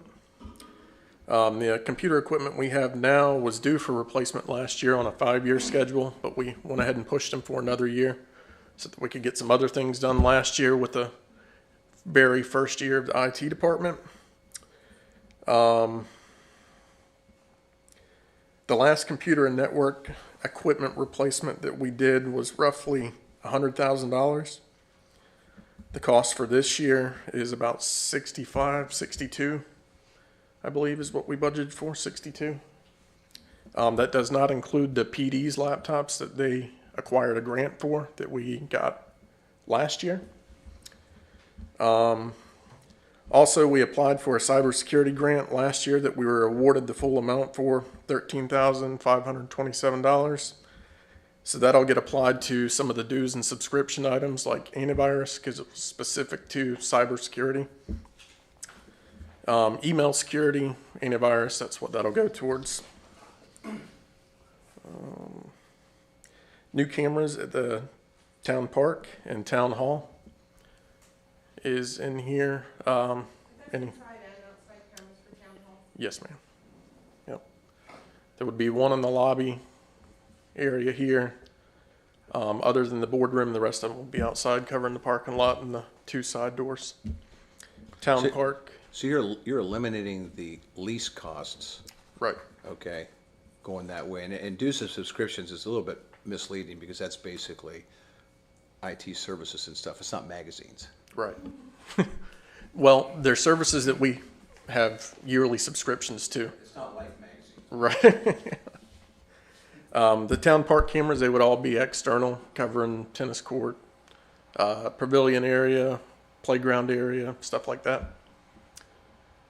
And they would be recorded locally, not in the cloud. They can be incorporated with Flock as one unified system, but there's no data collection that happens with that side of it. And then we had 2 more door fob systems to be added upstairs to finish off the project from last year of getting all of the doors that had the frames cut out done and secured. And that's all I've got other than my 5-year outlook. As soon as Brightspeed finishes their build out on the island, we would like to add fiber internet to all the locations because it's a lot cheaper than Spectrum. And once our contract with Spectrum is up here, I'd like to switch Town Hall to Spectrum. And by doing that, I think it would, to Brightspeed, yeah, sorry. I believe doing that here at Town Hall would cover the cost of incorporating everything else just by the savings that we would have. Ricky, on Brightspeed, do they offer the speed that you need? Because I have them in Sneedsbury, and I can't get the speed upgraded, fiber. and it's awful. Yeah, that's not fiber, that's their DSL service. It is not fiber, and I can't get it either. Right. So what exactly are they? They're running fiber now.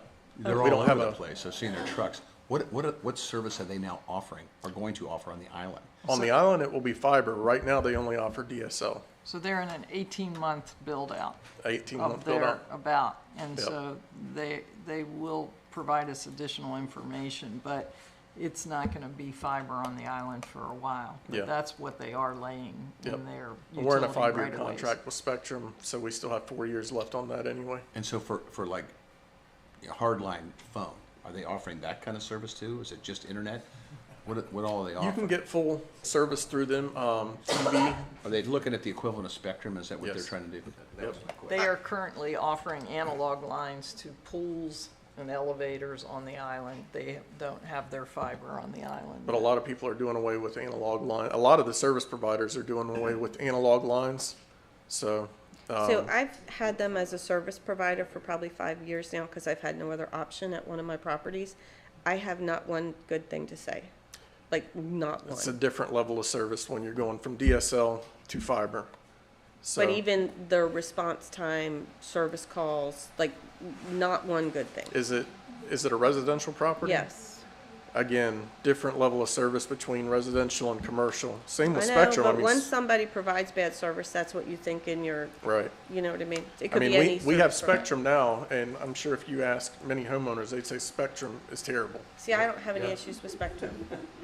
So, I have a couple of questions. go ahead. Go ahead. You're looking at doing a capital outlay, and that's for servers that would be housed here and equipment housed here, or what's the capital outlay there at 62?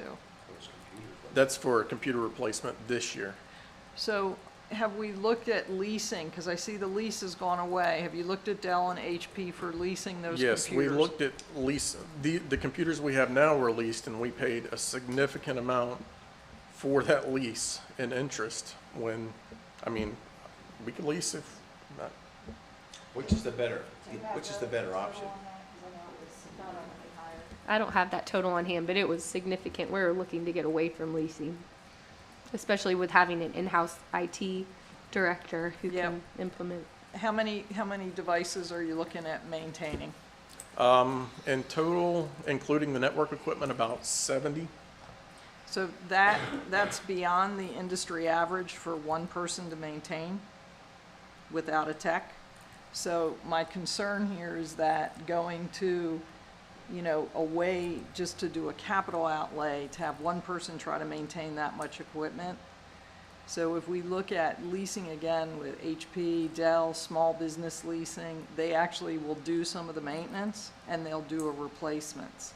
So I just think possibly we need to look at that again, because 75 pieces of equipment, that's beyond one person who also is supposed to be doing more strategic work rather than tech work. Do we have 75? No, that includes the network equipment as well. So this is to replace computers and network equipment What townwide. What do we do with the computers that we are replacing? Do we sell them as surplus, or In the are they past- trashed? In the past, Or does it just depend on each individual? one year I know that they were repurposed and sold to employees. Beyond that, I don't know what was done in the past, but I would surplus them, most likely, yeah. Okay, thank you. First thing, I'd caution you in the future that when you use the word fiber with a group that's of this age, you'd be careful, because it might be thought about something else. Yeah, right, yeah, okay. Second of all, for the capital outlay, is there a possibility to get anything like grants or anything to help us with that outlay? So for PD and fire, there are grants available to replace Okay. some of their equipment, and we will look at that when PD just got their equipment replaced. So this doesn't include anything but one of their computers. Okay. But for just the admin and departments, grants for IT are few and far between. The cyber grant is the first one I've found Okay. that they started last year. I'm So also- I'm always on the okay. lookout for grants. I'm also going to guess that if there is a grant, it would be to acquire equipment versus lease equipment? Right. Okay. But you can check the Gates Foundation. Gates Foundation. So I do like that you're looking into the future for what happens when Spectrum, when our contract with them is up, and the way that technology is changing so quickly. Brightspeed might be it, maybe even something like Starlink. I know it's expensive right now. My daughter gets it and loves it. Starlink is great for residential service, but the speeds that they offer wouldn't Wouldn't be enough be for, good for- not for here, maybe Okay. at Public Works or somewhere like that. Okay. But I like your idea to keep an eye towards the future too, because Yeah. things change so quickly. Just real quick, you talked about your 5-year plan. So as I read your capital outlay, what you're saying is, we're doing a pretty large replacement, putting aside the other stuff in there. Is that, and I know this had nothing to do with you coming here, but generally what we got into is you don't try to replace everything at the same time. That you get into something, like with vehicles, you don't Right. replace every 5 years you get hit with 30 vehicles. Are you gonna try to We try can to split work that up towards moving that? forward, but right now, the reason for doing this is because we've got all the same computers. That's- And but if we my don't point replace is- them all now, then Right. you're gonna have people 3 years from now with computers that are 10, 11 years old. Okay. So Rick, I disagree with you on that because a 3-year-old laptop's a boat anchor. So if you Depends on what buy you them use all it at for. once and, as far as running a business on them and keeping up with the security aspects, you can't go over 3, 4 years old on these laptops because the current software won't run on the old operating systems. So I don't see a problem with you replacing them at once because that gives you spares and that keeps you on one platform Keeps to everything maintain, consistent, yeah. which is much easier from an IT maintenance perspective. When you start staggering them and trying to keep parts for multiple years, and the problem is also then you're asking staff to keep in their head all those different versions of software. We have a new which gets software more and platform more that works difficult. on the ones that were purchased this year, but not the ones that were purchased this year. Right. So my 5-year-old laptop that runs all the stuff that I want today and has the latest Microsoft stuff on it is, I should be throwing this away. I mean, the reality is, I'm Has looking no at- we monetary can just- value at 5 years. It's not about monetary value. It's about planning going forward, because if we are in a position where the year that you need to replace these is a short revenue year, we need to try to figure out a way so that we don't do what we've done in a lot of other departments, not just you, where all of a sudden we've got this 800-pound gorilla that we've got to do. It's not just within your department, okay? All I'm saying is that, yeah, but whether it's 2 years or 4 years and something like that, or how you're doing them, I'm just saying. 5 year. But it also plays into your point about leasing. Leasing may be the better if what we're gonna do is replace every 3 years, all right, then you may be better off going into a leasing system where basically it's an automatic replacement for things over that period of time. I'm just saying, looking at the options. It's just when you get a big chunk of stuff hitting at the same time, and I'm gonna use the police department as an example. If the chief came into us and said, I need to get 10 cars replaced this year, all right, that's a different scenario than I'm going to replace them periodically. Well, the other option with leasing is if it really breaks on you, they replace it during the lease. Right. Well, And so that's I not, know it if- might not if- necessarily true. It's not, it depends on how you write your lease and what your service The level current agreement lease that we is. have through Dell, you still have to purchase warranty, and they will only service that equipment during that warranty period. Beyond that, you're responsible for it. Right, but you can set up a She wants an rolling evergreen. lease, and you set it up as evergreen, so this becomes an operating cost and not a capital outlay every few years. That's my point exactly.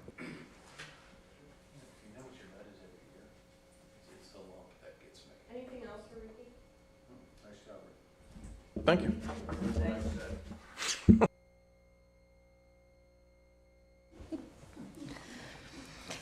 Okay, we will, going backwards through the slides. We're gonna go and talk about administration, and then we'll wrap up the general fund and end on the governing body. So, overall, we have a slight increase here, and we've increased our HRA deductible. This is a health reimbursement account. Last year, you guys approved $1,500 per employee, and we are seeing that being utilized more. A couple years ago, it was not as utilized as we had hoped, but now we've opened it up to dependents and increased the cost, and we are seeing that utilized, so we've increased that. And I've heard good feedback about it as well. A lot of the costs are remaining the same. We do have a slight increase in our vehicle maintenance and repair. And let's see, our advertising as well. And we have increased our town merchandise expense. So this is just the line item where we will be purchasing new merchandise for that to come out of. The contracted services is made up of a lot of different components, but majority of it is the cost of, I was going to say contracted services, the cost of using temp services like we have Miss Gina out front right now covering for Barry. So having a cost built in, of course, for Miss Nancy as well. These contracted services, these personnel have been integral in keeping us afloat and keeping us running. So we've plugged in a higher figure for that this year.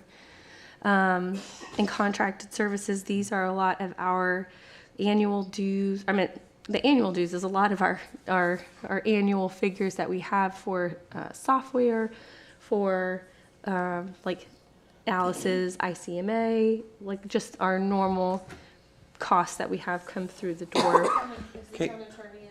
Separate, he's That's- in governing I body. was going to go ask that. Just a real quick question for you.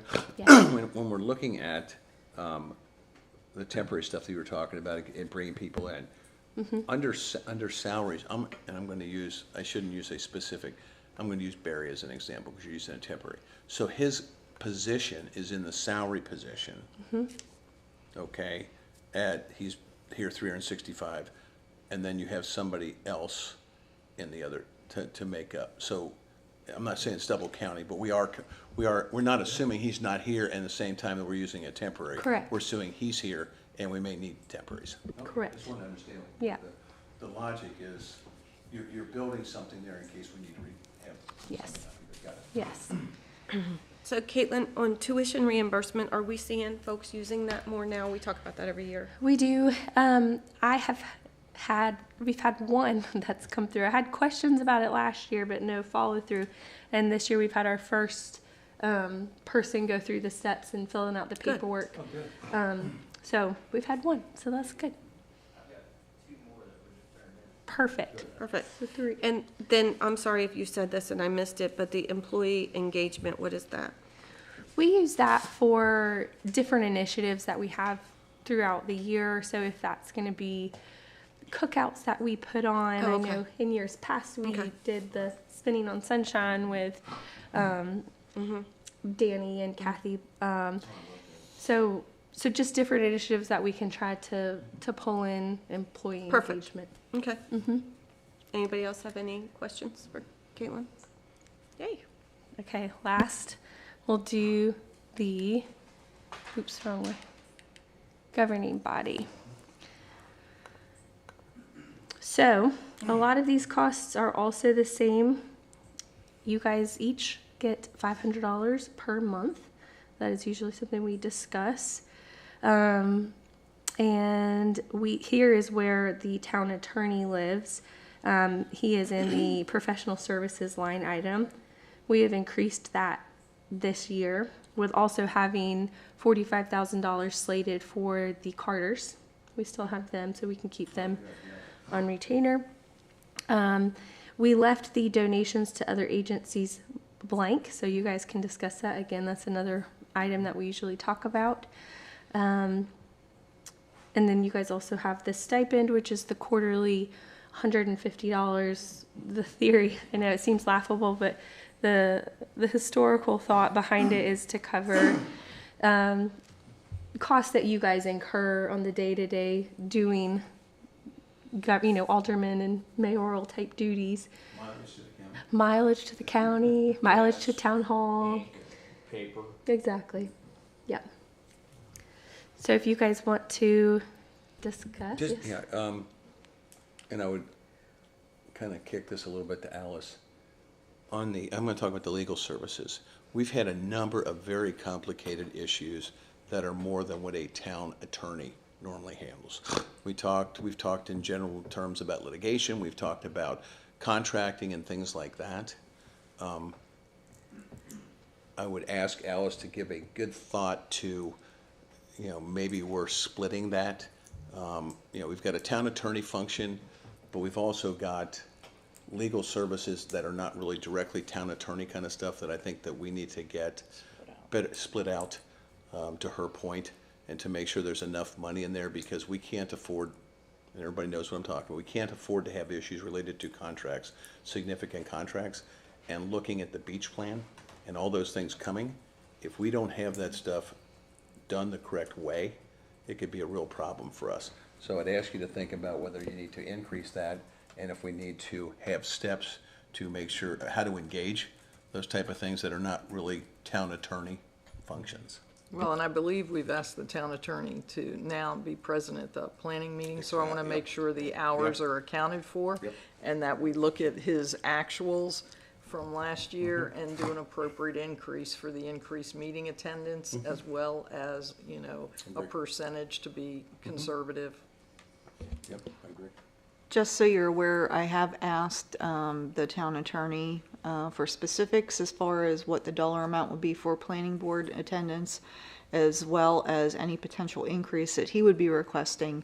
And I have made that request and have not received anything. So, but we did include an amount. I asked Caitlin to include a buffer in there already for planning board and for extra legal expenses, because that's been expressed as an interest in the board to potentially bring in out other legal services Okay, and then specifically for contractual matters. Just real quick on the same thing, when you look at, again, and Mike can comment on this, on all the permits and everything else and the grants and everything else that we've got that we're gonna be looking at over the next couple of years, having legal review of those type of things in a timely manner for you is gonna be critical to us getting those things done, you know, going forward. So we need to make sure that you build in the flexibility to go after the expertise in those areas.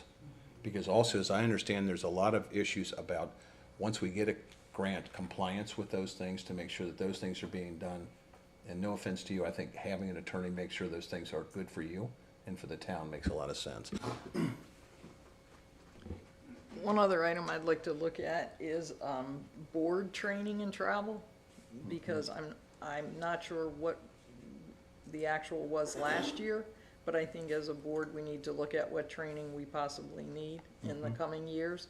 And I don't know that keeping that line static is a good thing. So I do ask the board to take a look at that in our discussions going forward before we finalize the budget.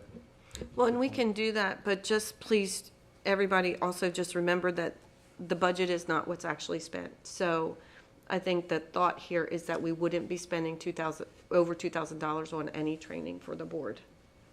But if we don't do any training, then that $2,000 is not spent, and it can be reallocated somewhere else. Correct, but if we have some Microphone. ideas of Microphone. expenses. Microphone. Sorry. So if we had some ideas for training for the board, we might be able to budget more appropriately for the coming year. And a lot of, I'll point out as well, you guys participate in byways and going to DC, and all of that is encumbered in Fund 30, which we'll get to here in a few minutes. And that's a lot higher of a dollar amount. So this would be amount, and we're actually taking out the travel portion. We were going to just leave it as board training, because a lot of training that is offered is either online nowadays or fairly local in Wilmington. So, but we can definitely Covers a lot of the stuff, the byways and everything. Yes, yeah, a lot of your big travel and does not necessarily training, but a lot of the travel aspect is encumbered in Fund 30 for you guys. Would you guys like to talk about donations to other agencies at this time? Would you like to hear what we budgeted last year? Yes, please. Okay. Last year, we accounted for $2,500 to the Chamber, $1,000 to the Jazz Festival, and $2,500 to Beach Clean Initiative. Under 2,500, did you say the beach clean? Yes, sir. Would you repeat that one more time? Yes, ma'am. $2,500 to the Chamber, $1,000 for the Jazz Festival, and $2,500 for the Beach Clean Initiative. And Ricky, can you pull up the attachments that I sent this morning on the funding request? These are the ones that you received in your email. So we can just go through maybe one by one, starting with the Chamber.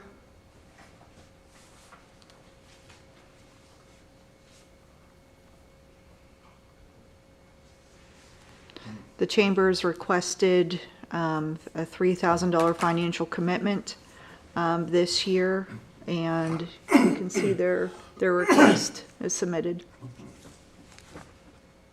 And as Caitlin mentioned, we gave $2,500 last year. And I'm not in support of 2,500 this year. I think we've got other areas that, you know, more local to North Topsail Beach that are asking for funds as well. So that's just my opinion, that I'd like to bring that number down, not Well, up. My view on the chamber, having dealt with them in a different business location, is they are completely worthless.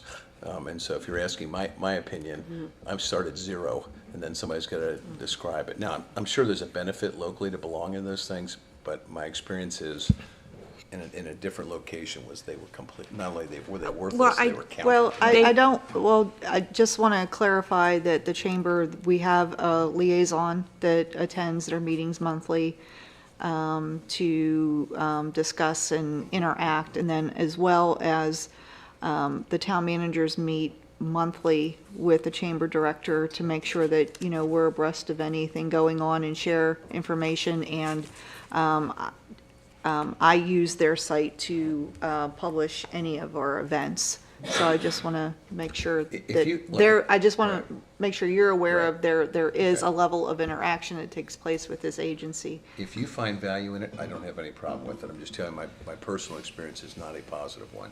Well, But if you find value, I'm okay with it. They do have a new director that just came on board within the last year, so whether or not it was effective in the past, I think we need to give them a chance to see the direction they take in the future. I'd like to see I us. agree with Mike. Ms. Proctor is, I've known her through the years as part of the Pender County Tourism Department, and I see her as a real go-getter. She is. I would hate to drop all funding. I don't know if we need to go up to 3,000, but I agree with Mike. Yeah, they've been a strong supporter. She has been a strong supporter of the Beach Clean Initiative, too. Yeah, and I don't have an issue with something. I'm just saying when you look across the board at what we're being asked for, we may not be able to go up from where we were. That's my thoughts on it. I would like to see us go up on the Jazz Festival funding. Oh, yeah, we're going to get that in a minute. And that's the point I'm making.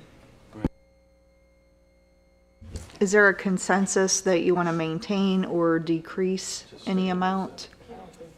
Can we maintain, from budget? You want to, For, or you could. from a review perspective, can we maintain the 2,500 for now? Yes. And then the board can continue to think about that as we go through? Yes, for the same reasons that Mike and Connie stated. I know Tammy, she does a good job. And yeah, we should not be pulling a rug out from under her. Yes, please.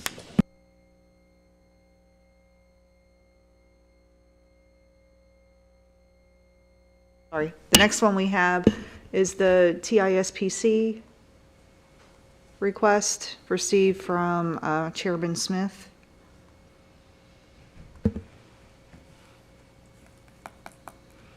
This one, I just feel like if you look at what we did last year, I mean, the Beach Clean Initiative was 2,500. Now, is 30,000 split between 3 towns?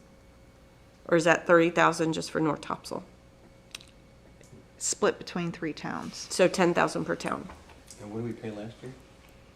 2,500. I And thought it was this, 2,500 for beach clean. Beach Clean, that's what I'm saying. I'm just looking at his His last. request this year is somewhat different, and we just received this recently. He's requested of the town managers that that consideration be given, if you scroll down to the bottom, back up a little bit to that last line item, there you go. For Beach Clean and local conference, purchase Lexan Beach Clean signs, posters, and hold public education sessions. I do think there's a little bit of disconnect with understanding what we do as a town, because for North Topsail Beach, I mean, I can say that, we've had public education sessions specifically for hurricane preparedness and awareness. I can't speak for the other towns. I don't know if they have or not, but we have certainly done that. The public education for Vitex, that is something that, we talked about, and it's my opinion that coastal transplants is the subject expert matter on that. So once we have that available, that'll be communicated through our website and communication directly to the residents, because that whole program is going to require a significant amount of community engagement, because we're going to have to have easements or right-of-ways that are initiated with homeowners. And we're still waiting for direction on that from legal, from all three towns, to see how we should proceed. Signage, you know, this signage has kind of been one of my maybe pet peeves, is that, you know, we haven't had a good inventory in the past, and that's something that Al's been tasked to work on, to have an inventory, to see what signage we do have, make sure the signage that we have is legal. I personally am not for adding any more signage Well, until we get that under control. Let me But interrupt. I'm giving Let you her my finish. opinion. Yeah, let her finish her opinion, and then we can The go. Lexan Beach Clean signs are the little doodads like we have up on the tables in the front lobby. They're not beach access signs. Yeah, The tabletop things that go in the So- rental units. But we can't force people to put them in their rental units. Can we go back to the request? I don't even know what they're asking for. I've looked at that 3 times. Is that in addition to the normal fund we do for them? I'm trying to- Well, Which- well, I'll let Mike speak to it, because as the way that I interpreted the information that was provided was for beach clean signs, which to me is a sign on a post like our beach access sign. So if that's No. mistaken, then you can, Right, but are you they can asking us for clarify. $70,000 of the 210,000? Yeah, divide that by 3, 217 divided by 3 is what they're asking So, for. and what did we give them last year, Caitlin? I know, that's why I was trying to just, how much? Total for TISPC, not that that didn't include. That doesn't the include the lobbyists. lobbyists. It doesn't Okay. include the lobbyists, which Okay. you contribute to within the beach fund. And that is how much? That's what I'm looking for. I'm looking at, our nut in this, I think, is $70,000. It doesn't, I don't care what bucket it's in. Are we spending $70,000 a year on, Your microphone's not on. I'm sorry, are we spending $70,000 a year on that group? For the lobbying this past year and proposed for this year as well is $60,000. Okay. And have we ever looked at whether hiring our own lobbyist is better than that? I mean, we used to have our own We can person argue under that, contract. but let's think about Cobra, and our town has gotten a big benefit from the federal lobbyists, more so, I would say, than the other 2 towns, Alderman Leonard. I would agree with that, but I would also agree that, you know, the manager and I have talked about the potential of having our own lobbyists. And and I'm not sure that this may be the right time to do that. I'd hate to disrupt anything. And frankly, if we were going to talk about a federal lobbyist, I would highly endorse that we would remain with the lobbyist services that we have retained through the Shoreline Protection Commission. So I'm not sure, again, this is a good time to do that, but we have discussed that. And, you know, it kind of comes down to what's the bang for the buck here. And, you know, I'm all about the lobbyist part of this, both at the federal and state. Some of this other stuff, I think may be a bit of an overreach in terms of a request. And I've served on the TISPC now off and on since 2012. And So I I've guess, got over Tom, 10 years on it. And Tom, you and I have had this discussion before. I'm going to use, it's every person for themselves. The pie is this big. And if we are with 2 other people going for that, we're talking about a slice of the pie. And that is we've seen absolutely that in correct. some of our interaction with those other 2 towns in terms of getting a little bit sandbagged and some other stuff. And all I'm saying is that when you look at all the grants we're going to go after and look at all the other stuff that we're doing, the Cobra stuff and everything else, if we're spending that much money, I'm just saying, whether it's this year or we take a look at it in the future, is where should we be spending our money? And to your point, what's the biggest bang for the bucks? You know, and I think that we have to put our interest first, okay, the interest of the town, like, and looking at the Vitex. Yeah, if you look at that, that makes sense, because you can't, but if there's a pot of dollars and stuff like that, there's only one pot. I completely agree with everything you just said. I do too. All of it. So you know, and for the very reasons you stated. And at the end of the day, You know, we can all be cordial with each other, and we can all be polite and friendly, and all, you know, all for one and one for all, until time comes for the checks to be written. Because, you know, if there's X amount of money, then we're all competing against each other for that finite resource. Can someone please explain to me, and Mike, maybe you can do this, sir, the difference between Warden Smith and Maynard Nexon? Warden Okay. Smith is, Warden Smith is our federal lobbyist, and Maynard's our state, Raleigh. Thank you. I wanted that to be clear for everybody. So I think, you know, we've got the discussion on lobbyists and so forth, but I think we should continue that discussion because you make some good points. But I suggest, so we can get past this item, that we ask for a breakdown of that $30,000 from Chairman Smith, so that we understand what his plan is, because I'm thinking that he is thinking about having another public workshop to boost the beach clean activity. And it might also include Vitex, but I think we should just go back to him and see what that $30,000, how that breaks down a little bit further. And I'm fine with that, Mike, and I think Caitlin's also gonna tell us in the beach fund, we've already got money set aside for TISPC. Right? I mean, so what I'm saying is, we have I'm looking at- to the mayor's point, we don't have to make a decision as to how we're going to spend the money. We have money earmarked to do these things. We have money earmarked for the lobbyists, yes. That's my But question. And then also we have money that's broken out already in our budget for the Byways Conference and the DC trips that he mentions as well. Right. But those, he says, are on your own dime. Yes. Well, but he's got a cost associated with them, so You can't tell. I'm personally not comfortable with I'm with you. this. So I think we need additional breakdown, not just of the 30,000, but the Raleigh trip, what does that cover? If he's thinking that's travel, we've already got ourselves, No, the travel. then what's that for? I think both for the Raleigh trip and the Washington trip, it says expert only. I think in the case of the Washington trip, that's to pay for the travel expenses for Chris Gibson when he goes up. Okay? That would be worthwhile. You know, and I don't know about the Raleigh trip, who that is. I don't know. It's to pay the lobbyist for the extra time. I can't tell you Raleigh, but I based on the expert only in parentheses there, I'd say that's for Chris.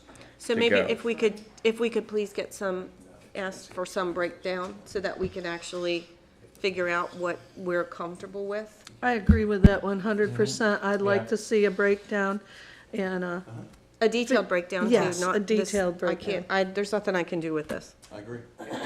It's confusing. And as a member of the TISPC, I'm a bit frustrated that we don't have more of an explanation, frankly. Because again, it's a lot of money. Yeah. Well,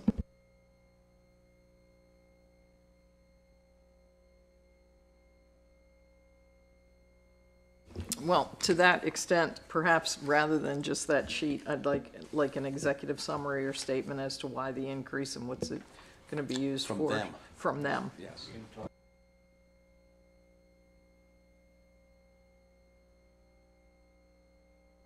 You want me to do it, or Alice? no, I think it needs to come.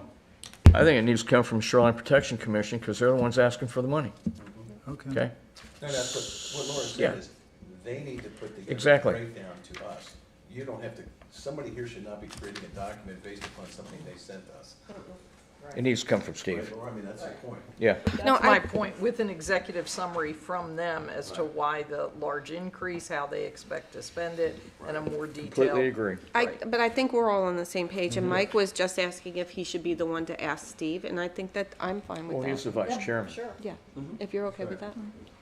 He's in charge of ICE, so he should do it. That's right, he's the vice chairman. Any other discussion on that?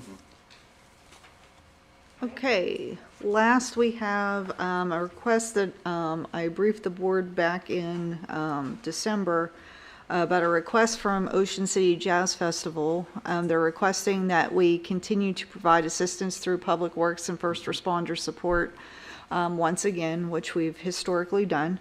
but in addition, consider different options as far as sponsorships and levels of sponsorships.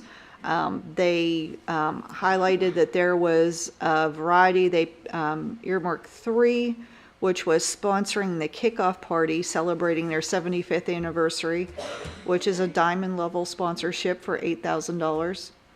They've, number 2 was sponsor 1 act per night, 3 nights, $19,000.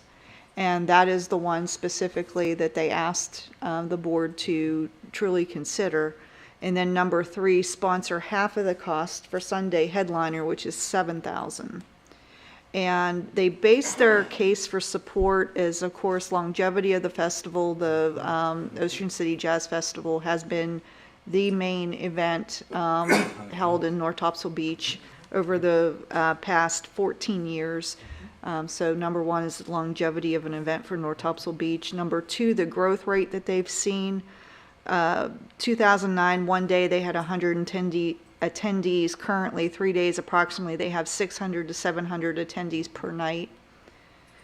Third, the economic impact and the upticks that it provides to rentals to include homes, hotels, RV parks, and the surrounding areas. They pointed out about hiring locally, restaurants, grocery stores, food and beverage trucks, shuttle buses, water, and power. And last, the positive exposure locally, state, and nationally. North Topsail Beach is included in all promotional materials.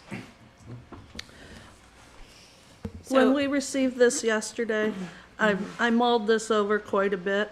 The Ocean City community is of great historical significance to this town, and it's an honor that this town is incorporated around that area and including that area. The Jazz Fest is hugely popular, and it is a shining star for North Topsail Beach.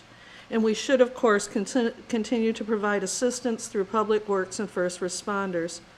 Looking over the opportunities for financial support for the town, I'm not really comfortable providing the maximum request of $19,000, but neither am I satisfied with the other 2 options of $7,000 and $8,000. Just thinking about it for less than 24 hours, I would think that donating $10,000 to the festival to be used however they want to use it is however that committee wants to use it. I think that would be a good opportunity for us. We're not cheaping out, but we're not in this financial atmosphere. We're not going to the top dollar either. Just a real quick, I know Laura wants to comment on this too. I agree to increase it, and I really like your idea of, it's one thing to be a sponsor, I think, but the town making a commitment to them, and they can use the money however they, because, however they want is up to them. Because we also don't want to bump somebody else that might want to do it, right? So, and I would be more than happy with 10. I mean, that's what we got the county to do not that long ago. And I think Alice told me they've reached out to the county too, and I can push that again. But I think that my feeling on this is, putting aside the Jazz Festival and everything else, we should make some kind of commitment every year that goes to Ocean City, and so that they can count on that money, they can do things, to enhance what's going on in there. So that's just my feeling. I'd be happy with a $10,000. Easy. I think 10 is a nice compromise between where we are and the top. And again, for the reasons you said, giving them the flexibility to use that money however it best benefits the festival. So this is a particularly important year for them, their 75th anniversary. Yep. So I would like to see us do something where we have a $5,000 commitment annually on a recurring basis, and perhaps this year is the additional 5 to bring it up to 10 for the 75th. But I think anything less than 5 is almost a disgrace for us, and $1,000 last year was really too low. That's a major event for this island, and this historical significance is tremendous. But I also think didn't they get the 10 last year from the county though too? Or was that the year before? 2 years. And if there was any representatives from them, anybody that's on the Ocean City board or something, that ever wanted to attend one of these meetings and take the time to sit in row 4, and had any kind of input on that, I would welcome that. one of the things you gotta look at, Laura, is a lot of times, you know, they'll come in every year with a request. And often, I don't know what's been requested in the past relative to what's been approved. And it may very well be that they've come in and asked for a level of sponsorship that we have provided to them. I don't think we've ever shorted them, ever Just in think my I'd like to time see- here. I'd like to see us increase our recurring contribution to the festival to 5 a year on an annual basis so that their planning committee has a commitment from us that they can count on. Yeah, and each year, staff meets with them prior to the festival to determine their needs and their requests. And we have accommodated all the requests that have been made to us. And in the past, the reoccurring amount was 1,000, Yeah, as I- Caitlin mentioned But also before. the services you're But, providing, yeah, we're Good. providing It's- we provide police, fire, public EMS. works. Yeah, Public Works are there the entire day. We have 2 employees from Public Works. I assist with whatever that's, There's a lot more provided than just Necessary. the check that we write, and that's gotta be, I think, considered in terms of the big picture. So I don't think we have to commit to the future donations, because as Alice said, we stay in constant contact with them. Also, we can't So- commit a future board. Yeah, so, I mean, I think we can only focus on what we can do this year. I would be curious to know if they had reached out to Onslow County, because I'm wondering if there's a way we could partner together to give them the level that they're asking for. and I believe that they're working through the tourism grant process for a request. Well, do you want me, on Monday, I'll be meeting, they're doing their budget stuff right now. I mean, we got the last one because the timing was right in terms of doing those things. But the other thing too is if as a board, we've committed, I'm just asking, to 10, then I would think that the minimum the county would want to commit to would also be 10. Could use the guilt factor a little bit on something like that and play up to 75th anniversary and all that kind of stuff. I mean, too. I don't see how we could not be the sponsor of their kickoff party. And that's 8. So if we committed to 10 and the county little also plus. chipped in, it's a bonus. But, Okay. We'll bring it up to county. That's fine. And I'll just raise it when I'm there. And you have time between now and the next budget meeting, but, we can plug I think it sounds like there's a consensus for 10 right now. as a placeholder, And can then we, yeah. if you want to expand on that, then you could Yeah, I think, ask us to do that at the next meeting. I think that'd be perfect. If you could put 10 in as a placeholder for now, and then we can go from there. Yeah, and like I said, it's really, I think we all agree, it is a shining star in North Topsail Beach. And as for the board, in the past, there's been times that they've given us complimentary tickets and acknowledged us while we're there. And I know you've gotten up to speak. So, it's a very great community event, just not Ocean City, but the whole community. It's our big event. Well, and It is our big event. And I do want to point out too that they recognized the town last year during the opening celebration where they gave the town an award for assistance. So I do want to point that out. We do too, yeah. No, it's excellent. So a placeholder at 10, Yeah. and then we'll. But I'd like to see, I mean, if it's possible, if we're going to spend any additional money on any events, I would like to see that 10 increased for them.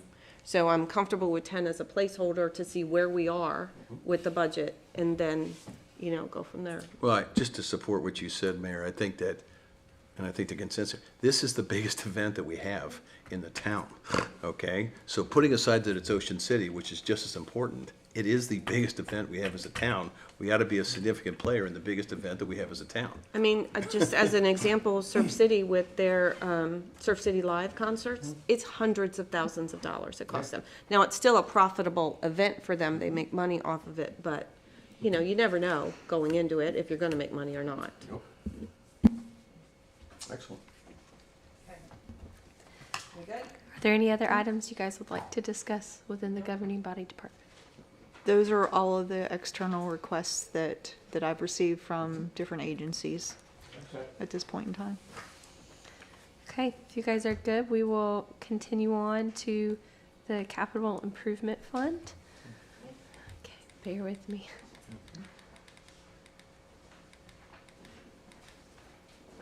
Okay. So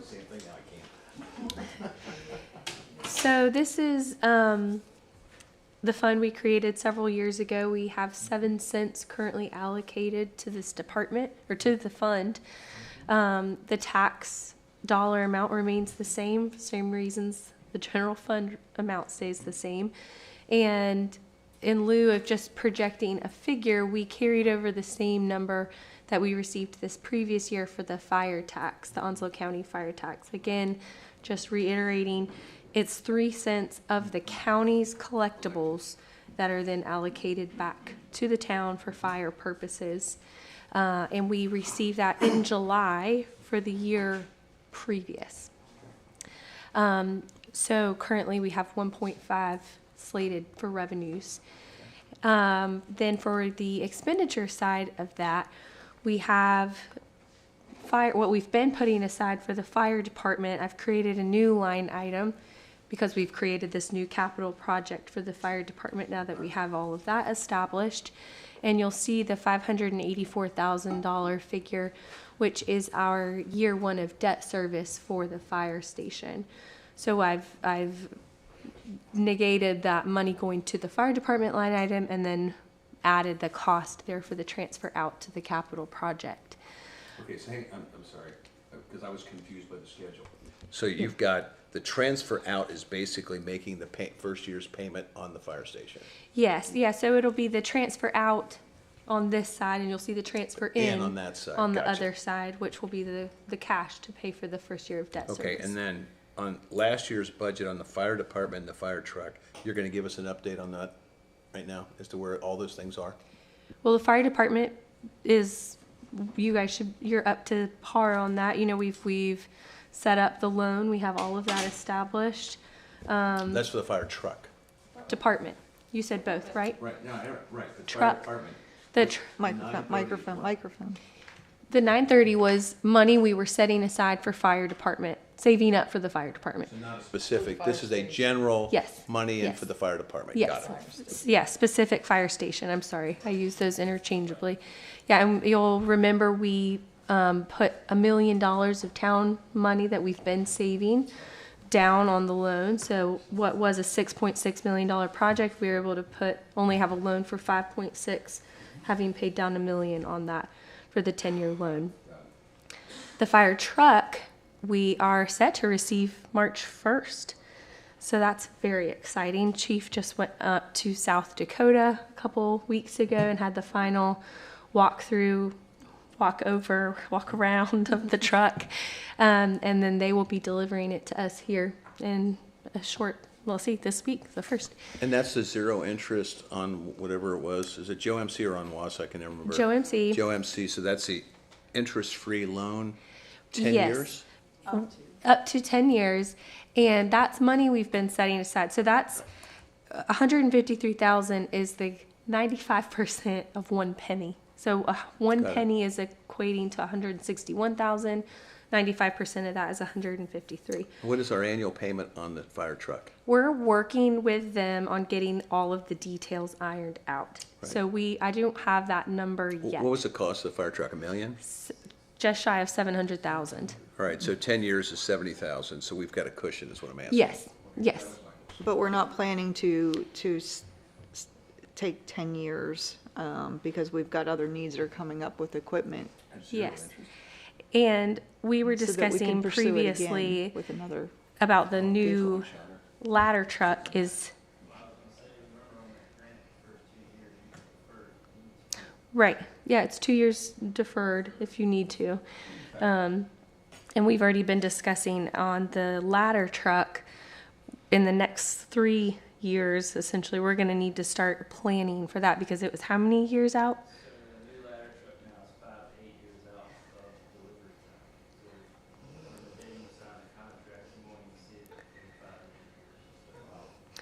So we'll have the cost of the Joe MC loan for the fire truck that we're about to receive. But I still think it'll be important for us to be saving money towards future fire truck, because that need is going to be coming right around the corner before we know it, which is the whole purpose of this fund in general, saving for future needs that the town is going to have.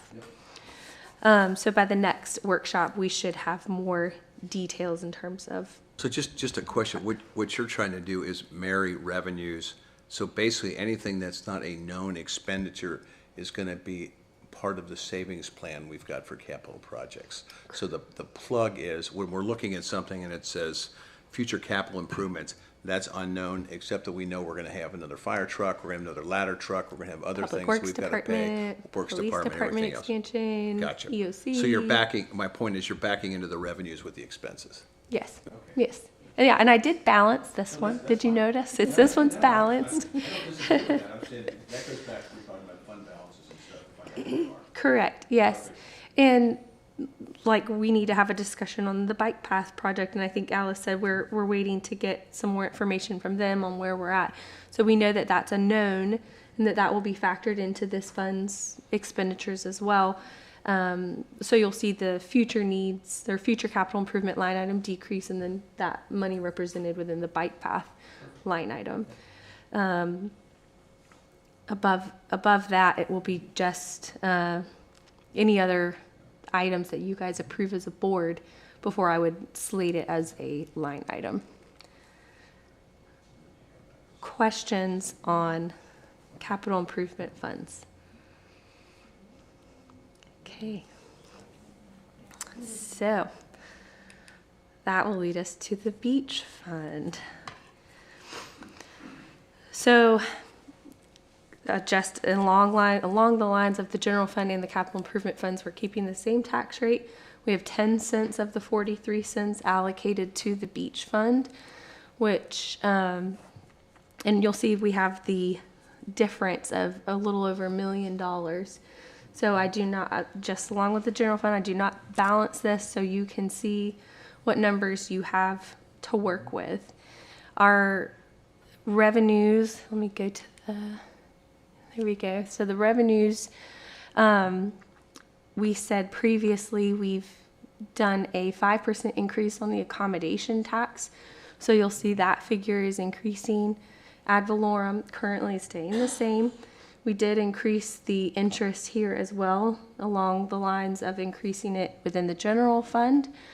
You'll remember we have it split between the general fund and Fund 30. We have money built in for the COATS program. You'll remember in years past, we had the opportunity for citizens to pay 50%, and then the town would pay 50% of the COATS program. So we have that slated here if you guys choose to go forward with that again this year. And it did a 10% increase for the sales and use tax. Again, that's 75% going to the general fund, 25% here in Fund 30. And then, again, I mentioned we kept the parking revenues the same from last year. Any question on the revenue side? Yes. So when you're looking at we're looking at the revenues right now. Mm-hmm. You remember when Chris put together the slide that showed the 30-year beach plan and revenues and stuff? When we get, you don't have to do that now, but when we get this done, he's gonna need to update that slide.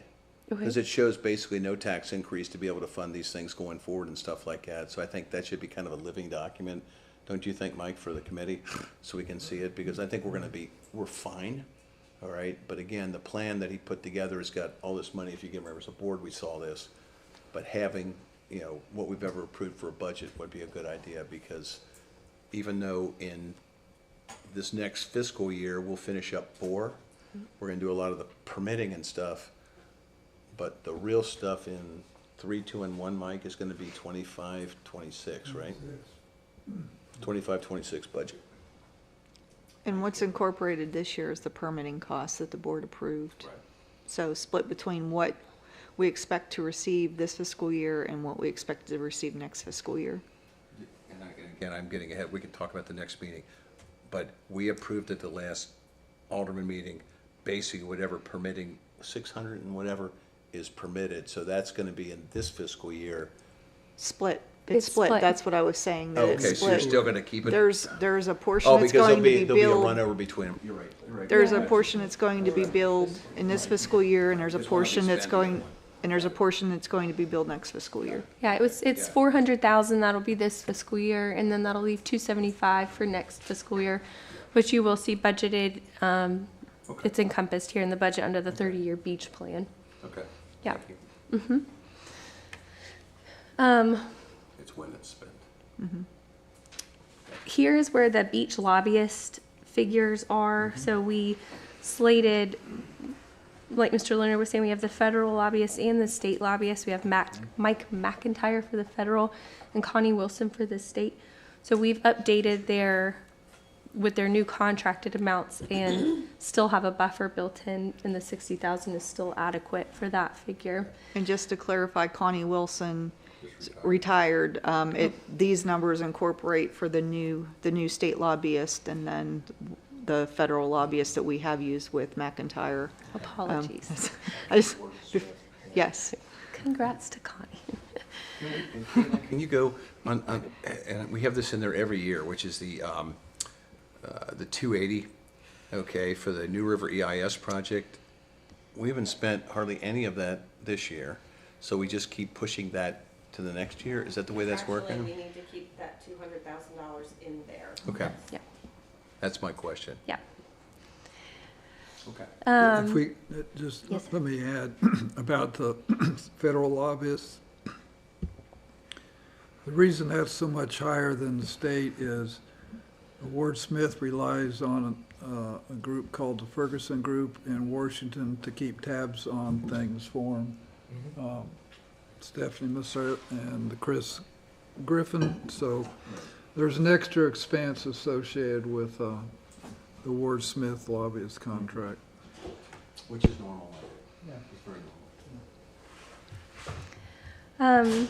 Here's where we also have any beach access maintenance, dune crossover repair and maintenance, and we mentioned that earlier with Ms. Olszewski, and we've increased that to $25,000 this year.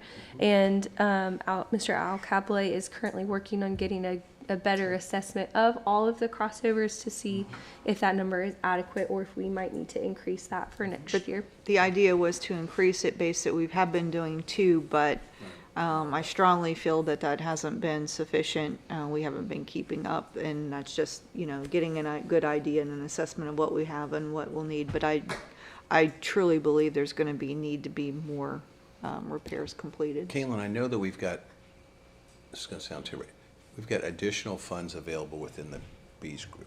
Does it make sense for us to set up a contingency in there? Because what I'm concerned about is, let's just say that for whatever reason, we can get another one of these phase 4 type of things. All right, so that as a board, we look at it, we say, okay, it's not in the budget, it's going to be a budget change for you, but we're going to need X amount of dollars to do this thing. I mean, we've already got revenues exceed expenses right now, so I guess technically we could come back. You're talking under about within the something like- beach fund? Yeah, I'm just Yeah. thinking about if you think about what Chris presented to the board, okay, a lot of that depends on getting regulatory approvals, getting all that kind of stuff back, all right? But if you also remember in the phase 4 stuff, it was very much opportunistic for us. Right. Okay. And we do have, it's not actually on this slide, but we have what is called the Future Projects Fund within the Beach Fund, and it's the contingency fund for that's Fund good. 30. So we do have that. If that's the way you're treating it, I'm fine with that. I Yes. just want to make sure that we don't miss an opportunity. I want to make sure that we do not miss an opportunity like that, because if something, that's the whole idea of getting everything permitted, so if there's ever another 4 type of thing or something, that we can act because we have the permits, because without the Right. permits, we wouldn't have gotten the money for 4. Yeah, yeah, that's the purpose of the Future Beach Fund, is to have the contingency for those type of opportunistic items that come up, as well as building the fund balance for the beach fund. Because that's also really important for storms and things that are going to happen.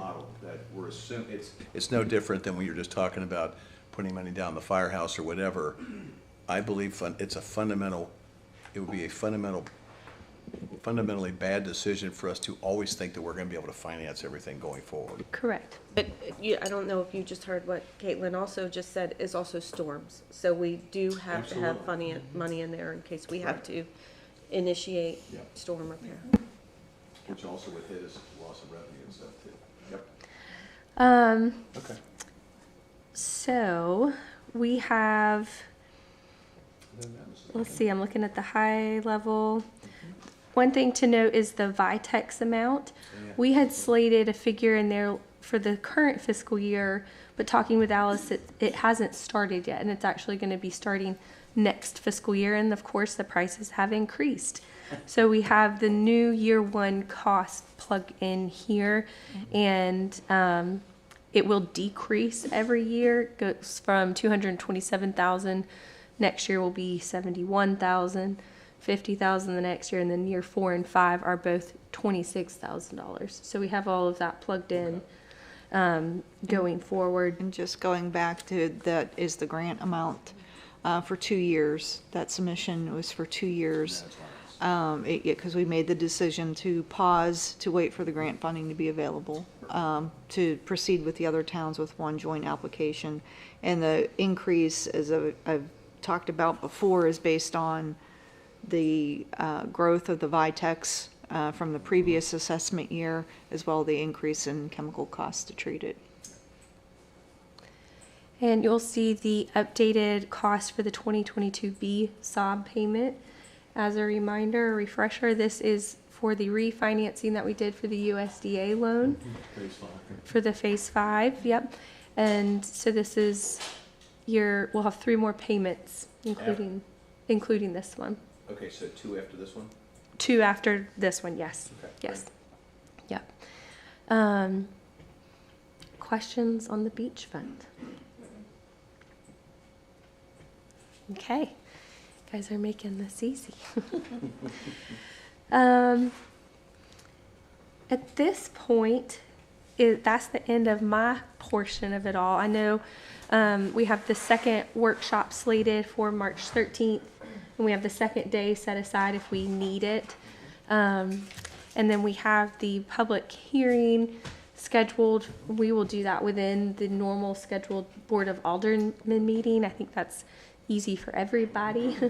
And then we are set to move towards the budget and ordinance adoption in the May meeting. So we're moving a little quicker this year. I like that. So, but we're on pace to get these things accomplished. So I don't know if you guys want to take a break now and then circle back to y'all's comments, or what do you want to do? Break for lunch and then come Or back do we and wanna talk just- about goals, or Should we Do you start, when want is lunch to- coming? it's here? Oh, it's already here? Okay, all right, yeah, that's fine. We can break. Tom didn't drop that, he just dropped it.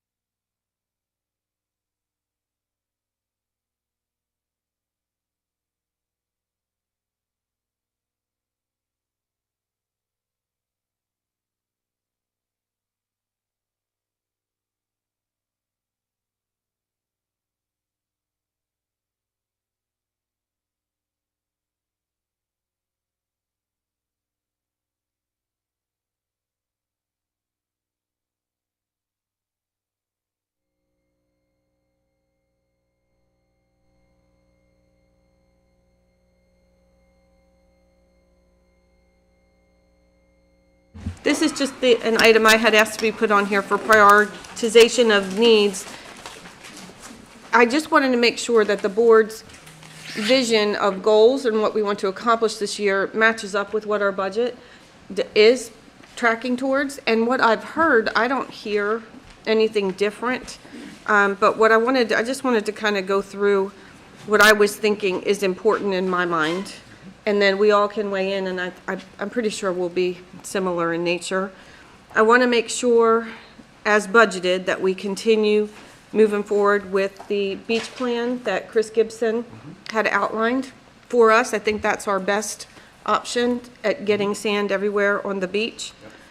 Alice had mentioned the bike lane and where we are with that, and I know that's a constant push, and I appreciate you continuing to follow up, because at this point, we just don't even know if we can do it or not yet. We still need the CAMA feedback to know if we can do a little bit, a lot, nothing. We just don't know, but I think that that is a priority to at least know what we can and can't do. No tax increase. We talked about this last year. We certainly want to try and make sure that everything that we've got outlined fits in our existing fund allocation. The fire station certainly has started, and I can't wait to see that actually break ground, because that's really exciting for us. And the last thing I had, and I know it's on our capital needs outline for the next 5 years, but we haven't really talked about it much, and I don't know if there's a way to work it in somewhere, but we really need to budget for off-site land for an EOC. And we've talked about it, we have some opportunities, we've had other things that have jumped up that have been critical in nature. So I know we didn't talk about that much today, and I'm not saying that I think that there's magic money in the budget for it, but I would like to kind of keep that in the back of our head as we move through this budget process, because if we do have a big storm, we're kind of stuck with the middle school or whoever will fit us in. And I know you have a plan for where we can go, but it'd be nice for it to be ours. Those were mine. So what I was thinking I would do is just kind of go around and see. Connie, would you mind starting? You are so lucky you went first, because I had a lot to say and you covered most of it. So anyways, cutting out everything you said, my goal for this upcoming budget, as with every budget, is to be a good steward of the taxpayers' money, not raise taxes this year. We've talked about it in last year, and we're really, in these hard economic times, we are really being very conscientious. My priorities, in addition to what you said, are the beach, public safety, town services, and good environmental practices, which I really appreciate what this town has been doing as far as making sure that environmentally we're doing well. When it comes to budgets, there are always wants and needs, and although the line between the two is sometimes blurred, we must take care of the needs and delay many of the wants. The economy has not been kind to a lot of people, and they are feeling the hurt financially every time they go to the grocery store, but put gas in their vehicles, pay their bills, and on and on.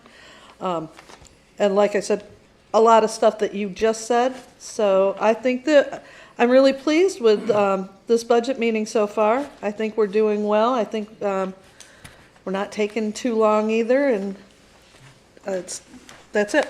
I think we're doing well. Just a few things to add and reinforce. One is no tax increase. Two is it ensuring the best use of our taxpayers' funds, again, for the reason that Connie stated, and, from a personal perspective, every one of my insurance policies that I have in North Carolina for houses and cars went up 20% on this past renewal, with the exception of the NFIP that didn't go up a penny, which is interesting. Wants versus needs, ensuring the best use of our taxpayers' money, and I'll just leave it at that.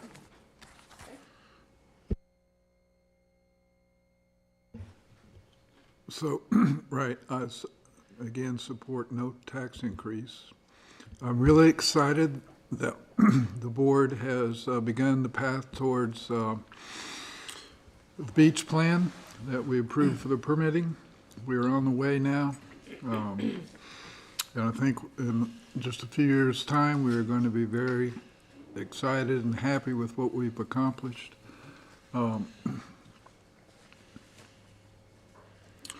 One thing I have wondered about back in the day, when we were talking about the public safety building down where the South Fire Station is, having the police there, I'm wondering if we need to expand Town Hall for additional police facilities. I don't know where we are with that, but I think we should be thinking about, do the police have the office space or whatever space they need here in Town Hall that if we expanded Town Hall, it would make their work more efficient, so.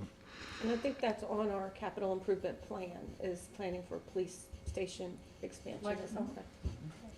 I was just saying, I believe that's on our larger capital plan, long-term out expansion of the police department. Okay. And the other thing I want to bring back goes back to 2016. You know, every day those of us live up on New River Inlet Road, particularly in the summer, see the traffic, which is great because our visitors are taking advantage of our beautiful beaches. But we see people walking, jogging along the road. And I know we have a plan to expand the bike lanes on New River Inlet Road, which is fine for bikes, but it doesn't accommodate walkers, joggers, baby joggers. We need to go back and revisit the multi-use path for New River Road. I know there was a lot of controversy when we talked about it back a few years ago, but as we have more and more construction on New River Inlet Road, there'll be more and more visitors using it in the summer. So I really think that at some point, we're going to have to think about a multi-use path for the safety of our visitors. And I think that that's certainly something that we can revisit because we have the draft plans that we had paid for as a town. I think the problem was the expense of it, and then the challenge also with some of, I know we have the right-of-way and we get to use the right-of-way, but in some cases where the utilities are in front of the condos, when you take that other side's right-of-way, you're pretty much almost up at their house. Right. So there was some opposition and challenges to it, but I'm not opposed to revisiting it. We have some new members on the board now, you know, so certainly. Okay.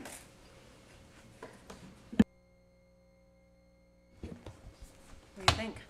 What do I think? Let's see. I'd like to thank staff for putting together the budget to this point so that we could review it. I'm definitely against any tax increase. I do think we need to continue to look at life safety issues, certainly fire and police, and those budgets, and see any other additions or improvements we can make there. I do consider the crosswalks and the beach walkovers as part of our life safety issues that need to be addressed. And the increase to the Jazz Festival, definitely I'm in support of that. I would like to see the board consider a line item for land acquisition for the town to be able to purchase additional lands on and off the island. One for the Emergency Operations Center, but also for us to expand Parks and Rec on the island and pick up any additional lots or land that we could on the island. Yes, sir. I support what she said. I think on the tax increase, I think we actually need to take it a little bit forward beyond just saying we don't for a tax increase. I think it's incumbent upon us, and maybe I'm just too old, I can't figure out when we're not in a recession in terms of what's going on. And I think that one of the things, and I think the county has adopted something about, you know, avoiding any tax increases in the future.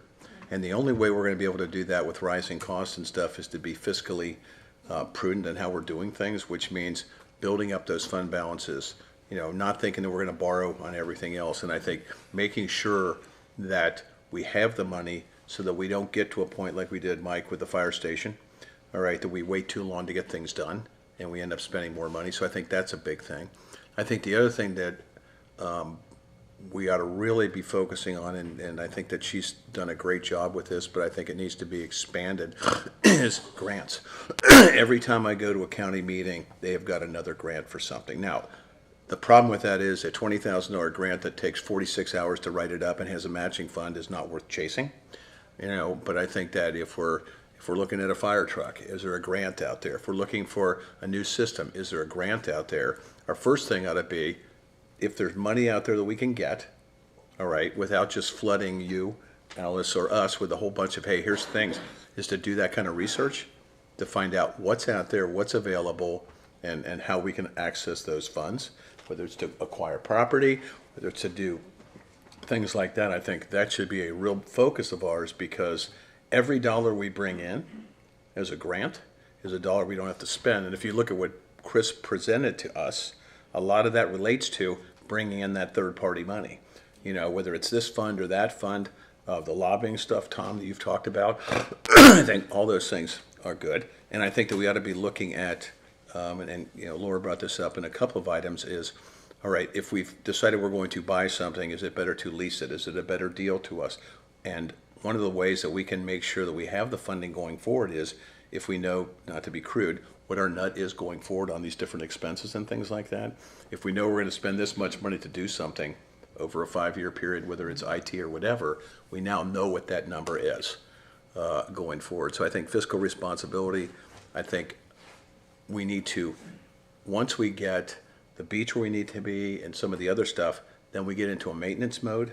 But we do have that hump right now of catching up on the things that we need to be able to do. And I think, especially with the beach plan, and Mike, I know you support this isn't a one and done. Okay, this is, we got to spend it, we got to do it. It's the same reason we set up the capital account. So other than that, you know, thank the staff. I think we've come such a long way, Mayor, in a couple of years in terms of what's out there. Caitlin, thanks again. And yes, I have a whole bunch more questions, but I'll email them to you guys. So, but I thought it was a very productive meeting. I thought it was very productive as well, and I appreciate all the work that went into it. I don't have anything else today other than adjournment, unless anybody has any critical issues they need to bring up as it relates to the budget. No? All right, I'm going to ask for a motion to adjourn. So moved. Second? Second. All in favor? Aye. Adjourned.